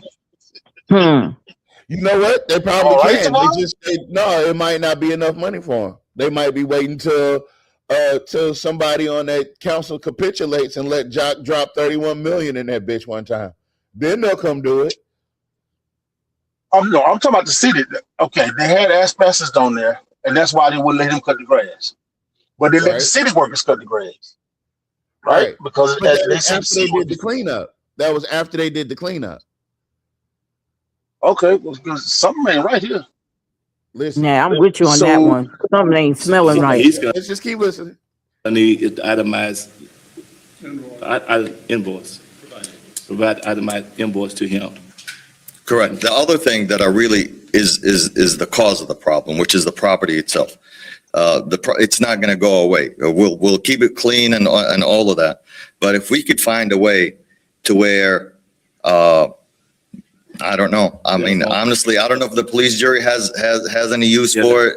The parish has any use for it. I mean, you talk about 4 acres on 3rd Street right there. We're willing to get rid of it if that would satisfy the lien that's on it, and everybody would be done. Otherwise, you guys will just keep paying attorneys, putting lien on the property. I'm not paying the taxes or the liens that are on the property because once paid, the city still condemned the property and wants me to continue pay the other 400 grand to take it down. So if this was as easy as selling the $70,000 or $40,000 lien that's on it, and this would go away, the property might be worth it. But if we're going to add another $500,000 on top of it, it simply won't. How much did you purchase the property for when you purchased it? $25,000. A fucking steal. Ain't it a problem? Nope. That's right. They sold it to him. That's right. Well, I ain't saying no. I'm saying that the price was still. That's like finding a 5-point pearlescent diamond. You can find that shit at a pawn shop for $500. This is a $60,000 diamond. Listen. So that's all she got to say. I have paid that in the first grass cutting bill. And what was your plan to do with that property? We were going to tear it down and use the slab that's on there. I believe, if I'm not mistaken, I forgot how many square feet it is. And we were going to do storage buildings. Would have been perfect idea. Yep. Would have been a great idea. Yeah. Because it's low maintenance. Yeah, right there. Security. Mm-hmm. It's big.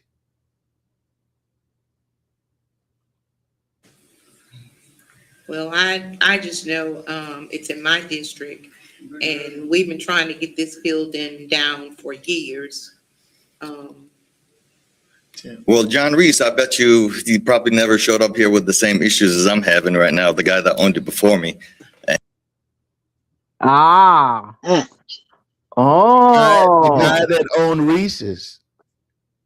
Oh. That's why I asked who had it. Who did he buy it from? You got to keep listening to watch. And he told me he owned it for 40 years before that. We had tried to bring life to that whole neighborhood, from the store to the restaurant to Dollar General. We keep up with all the properties that are there. I own multiple properties on that street.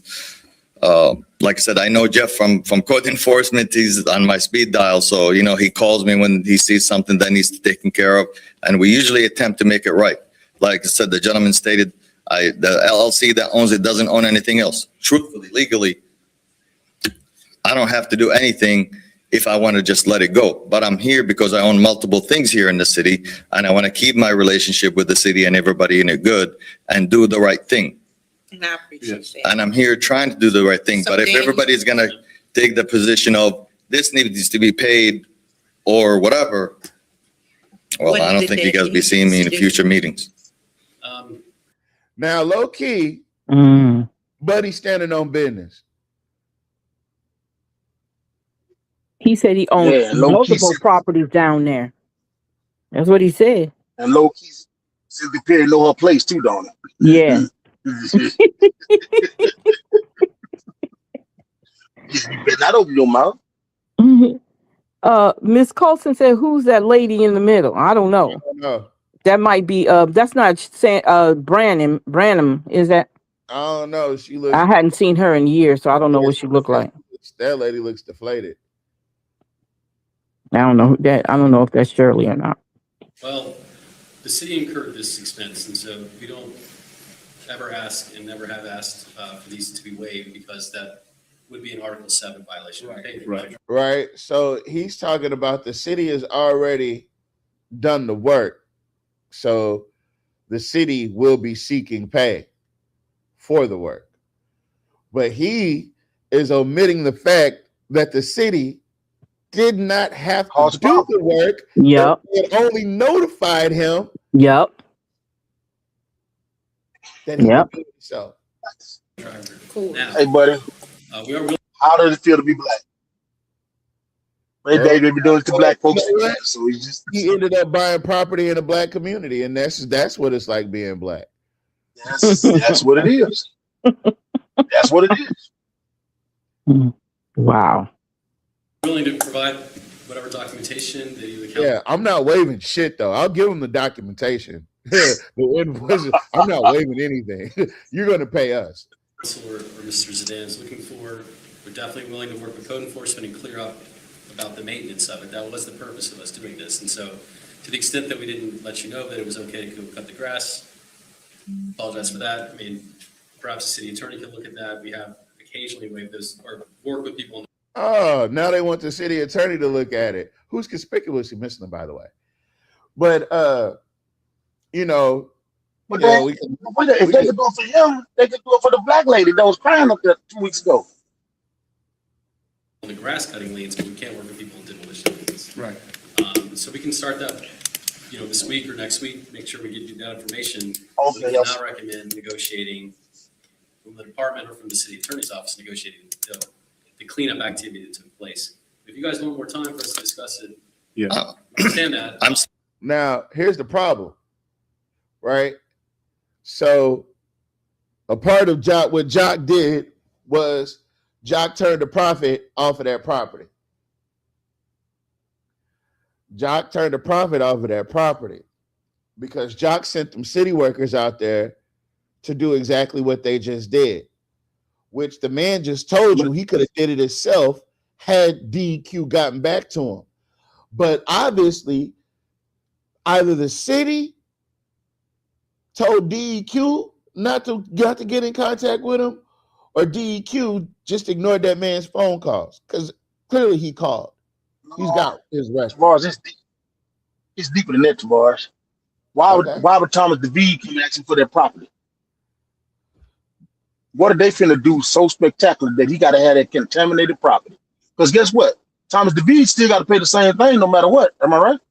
No, because it's Thomas DeVee. Exactly. Okay, so if you don't, so what is it? It must be some. Listen, y'all. They always take the black folks' land. You're missing it, Nat.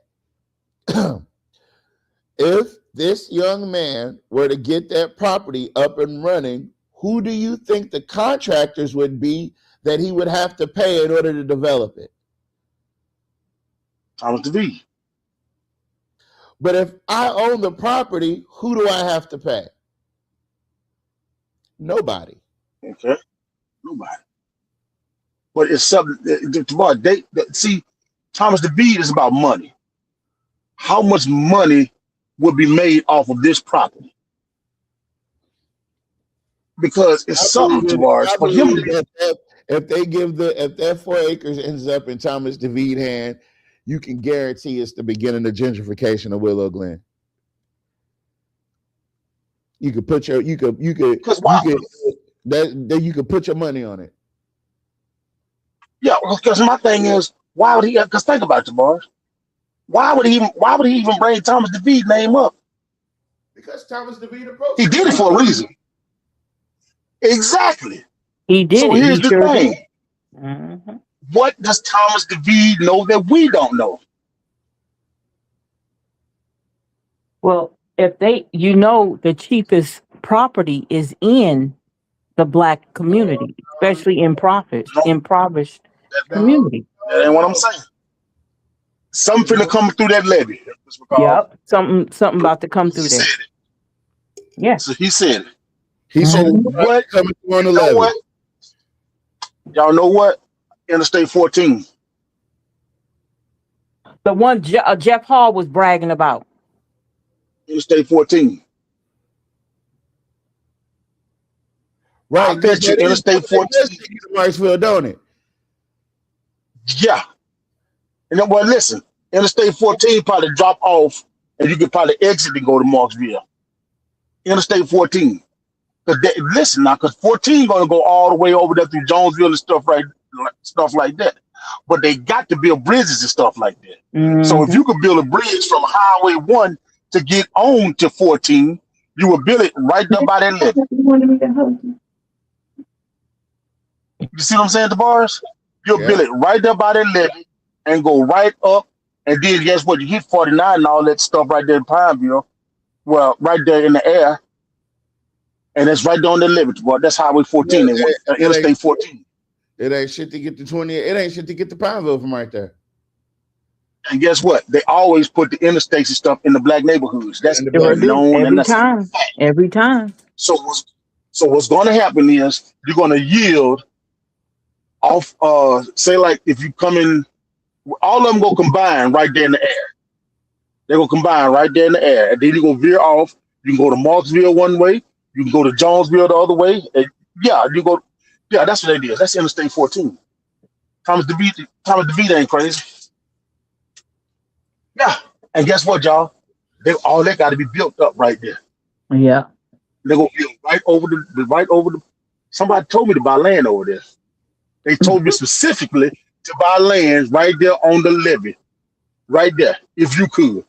And I ain't gonna drop his name. I'm not gonna drop his name, but he's right there sitting in that damn building, right where they talking at right now. He told me about that land. I want to give a special shout out to the Central Louisiana Community Foundation because one of their chairs has now elevated. Congratulations to our board chair, Thomas DeVito, on becoming president of the Rotary Club of Alexandria, Louisiana.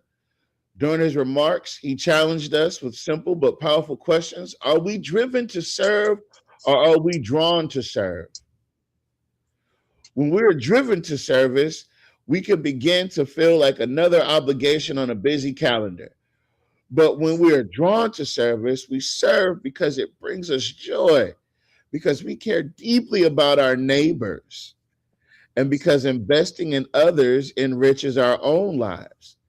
That message reflects the spirit we strive to live out every day at Central Louisiana Community Foundation. Lasting impact is created when people come together, share their responsibility, and are united by a genuine desire to make our community stronger.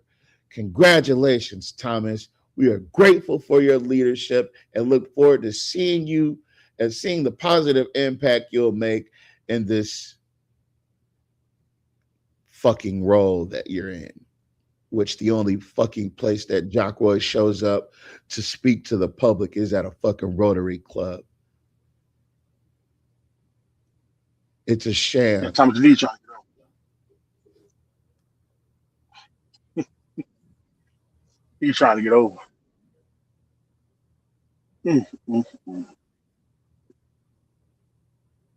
Yeah, this one's for the archives.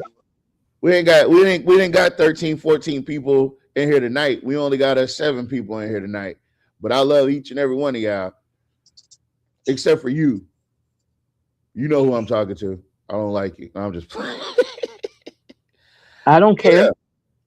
Yeah. Oh, it wasn't you, ma'am. Shit, damn. So Thomas DeVito is now the president of the Rotary Club. And if you pay attention, his daddy is the one that gave the presentation about Alexandria selling the water. Mm-hmm. Also, I can show you at least 7 different campaign finance reports for Jock Roy that have both their names on it and Pan American Engineering on it.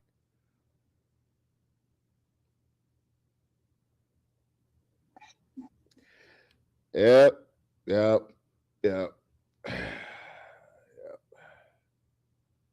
So what y'all gonna do, Alexandria? What that boy say?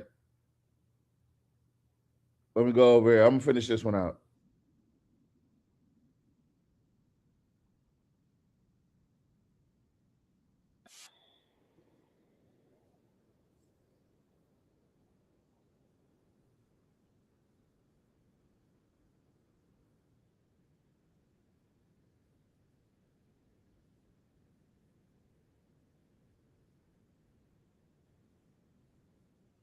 Look at this nigga trying to resolve some shit, not realizing that all this stuff has legal ramifications and you can't have dialogue, open dialogue.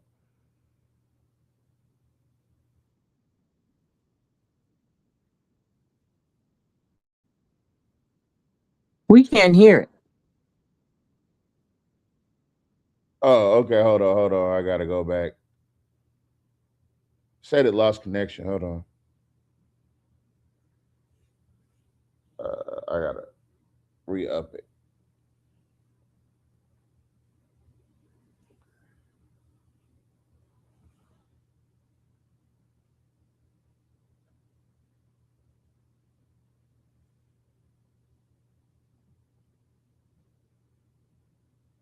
Let me bring it back a little bit.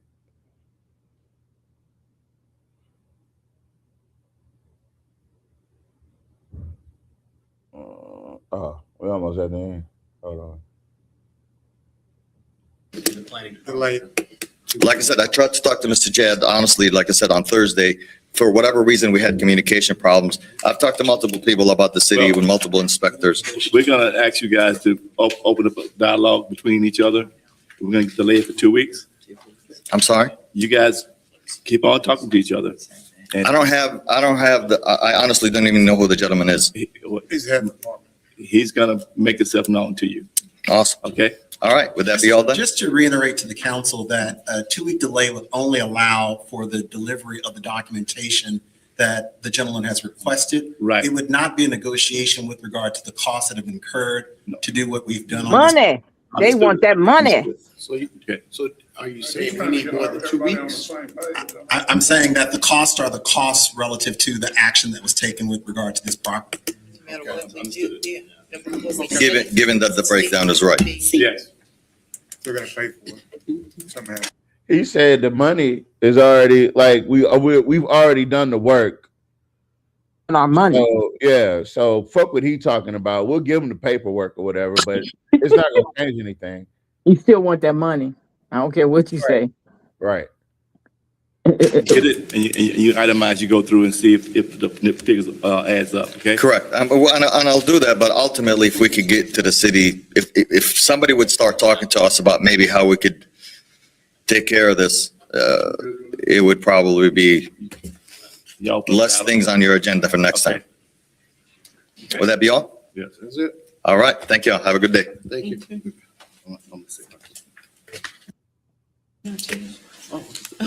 That young man did a lot in them little 15, 20 minutes. He sure did. He exposed everything. He exposed shit we didn't even know. Mm-hmm. Sure did. He did that. Wow. Yeah. That's deep. Yeah. Can you run up through the comments? Run us through the comments to see what all the comments say. Okay. Gotta step out to the side. We already went through them. Everybody, we caught up. Yeah, we caught up. All right. Nat, are you still there? No, Nat's not there. Oh, I thought Nat was there. Yeah, I already put him on it. She said poor city workers. Well, we're gonna wrap this thing up because we kept everybody hostage for 2.5 hours on a Tuesday. That is deep. Go ahead and run off the names for us, please. Okay. So, let's see here. So, Miss Colson, thank you. Miss Jacobs, Mr. Williams, Mr. Scott, Miss Jackson, Miss Battles. Excuse me. Excuse me. Let's see who. Miss Tarlington. Miss Tarlington, I done told you, you got to behave yourself. Damn, them black samples money. Miss Tarlington, stop. Mr. Turner, let's see, that Miss Bell, thank you. Oh, Lord have mercy. Miss Schmear, Miss Finley, Miss Jackson, Mr. Quinney. Y'all are crazy. Oh my God, y'all crazy. Oh, okay. That's it. I want to thank you guys for hanging out with us tonight. Don't forget, my ladies, tomorrow night at 7:30, class will resume. So that's it. Where you at, Tavares? I'm around. Okay. Here, but we want to thank you guys so much for the show. It was very nice, Tavares. You did your thing. I have to give it to you. Practice makes perfect. Yeah. I did this for all 7 of y'all, and I also did it for the 1,000 plus the 1K people that's going to catch this in about 3 days. Mind you, guys, like, we're doing this live, and I feel comfortable here in this small space with just us 9 people. If you guys go back and look at our numbers on days like this where it's just us, 2 or 3 days later, we're at 1,000 views. It's like people don't want to watch us live. They don't want to watch us live. I don't know what that's about, but it's some weird shit. What did you say? They don't want to watch us live. They don't want to watch us live. Like, they don't want to watch live. Oh, you know what? But a large percentage of people I do talk to say that they listen to us on the way to work. So, and that's why I be liking to do the longer shows, because it might be long to us at night, but if you're sitting here listening to us at work, half your day is over with by now. Yeah. So go enjoy your lunch. If you watch this first thing in the morning, if you cut us on the way to work, that's about 8:30. Yeah, it'll be over at 11. So, but you know what this is. We're gonna get out of here. This is the Can We Be Frank show. Alexandria, you need to stand up. You need to stand the hell up, like that guy just did up there on that damn podium. Yeah, he did. He wasn't playing either. No, he said Reese's. He told you who owned. He said the guy that owned Reese's is the one that owned the property for 40 years. He wasn't playing. He told everything. Well, folks, that's the case. I'm gonna play a little bit of this music, and we're gonna get out of here, man. All right. So you guys be good. We will see you Thursday. Please don't hesitate if you see me out in these TikTok streets or you see me on these Facebook streets and you have some news. Please don't hesitate. If you got questions and you want us to investigate, we do that as well. We're very well connected. Just be well. All right. Stand up. Crime going up, water look brown. Bills too high, got the whole town down. Stand up, put your hands up. If you love your city, better man up. For the kids, for the elders too. If nobody else care, then it's up to you. Alexandria, we still here.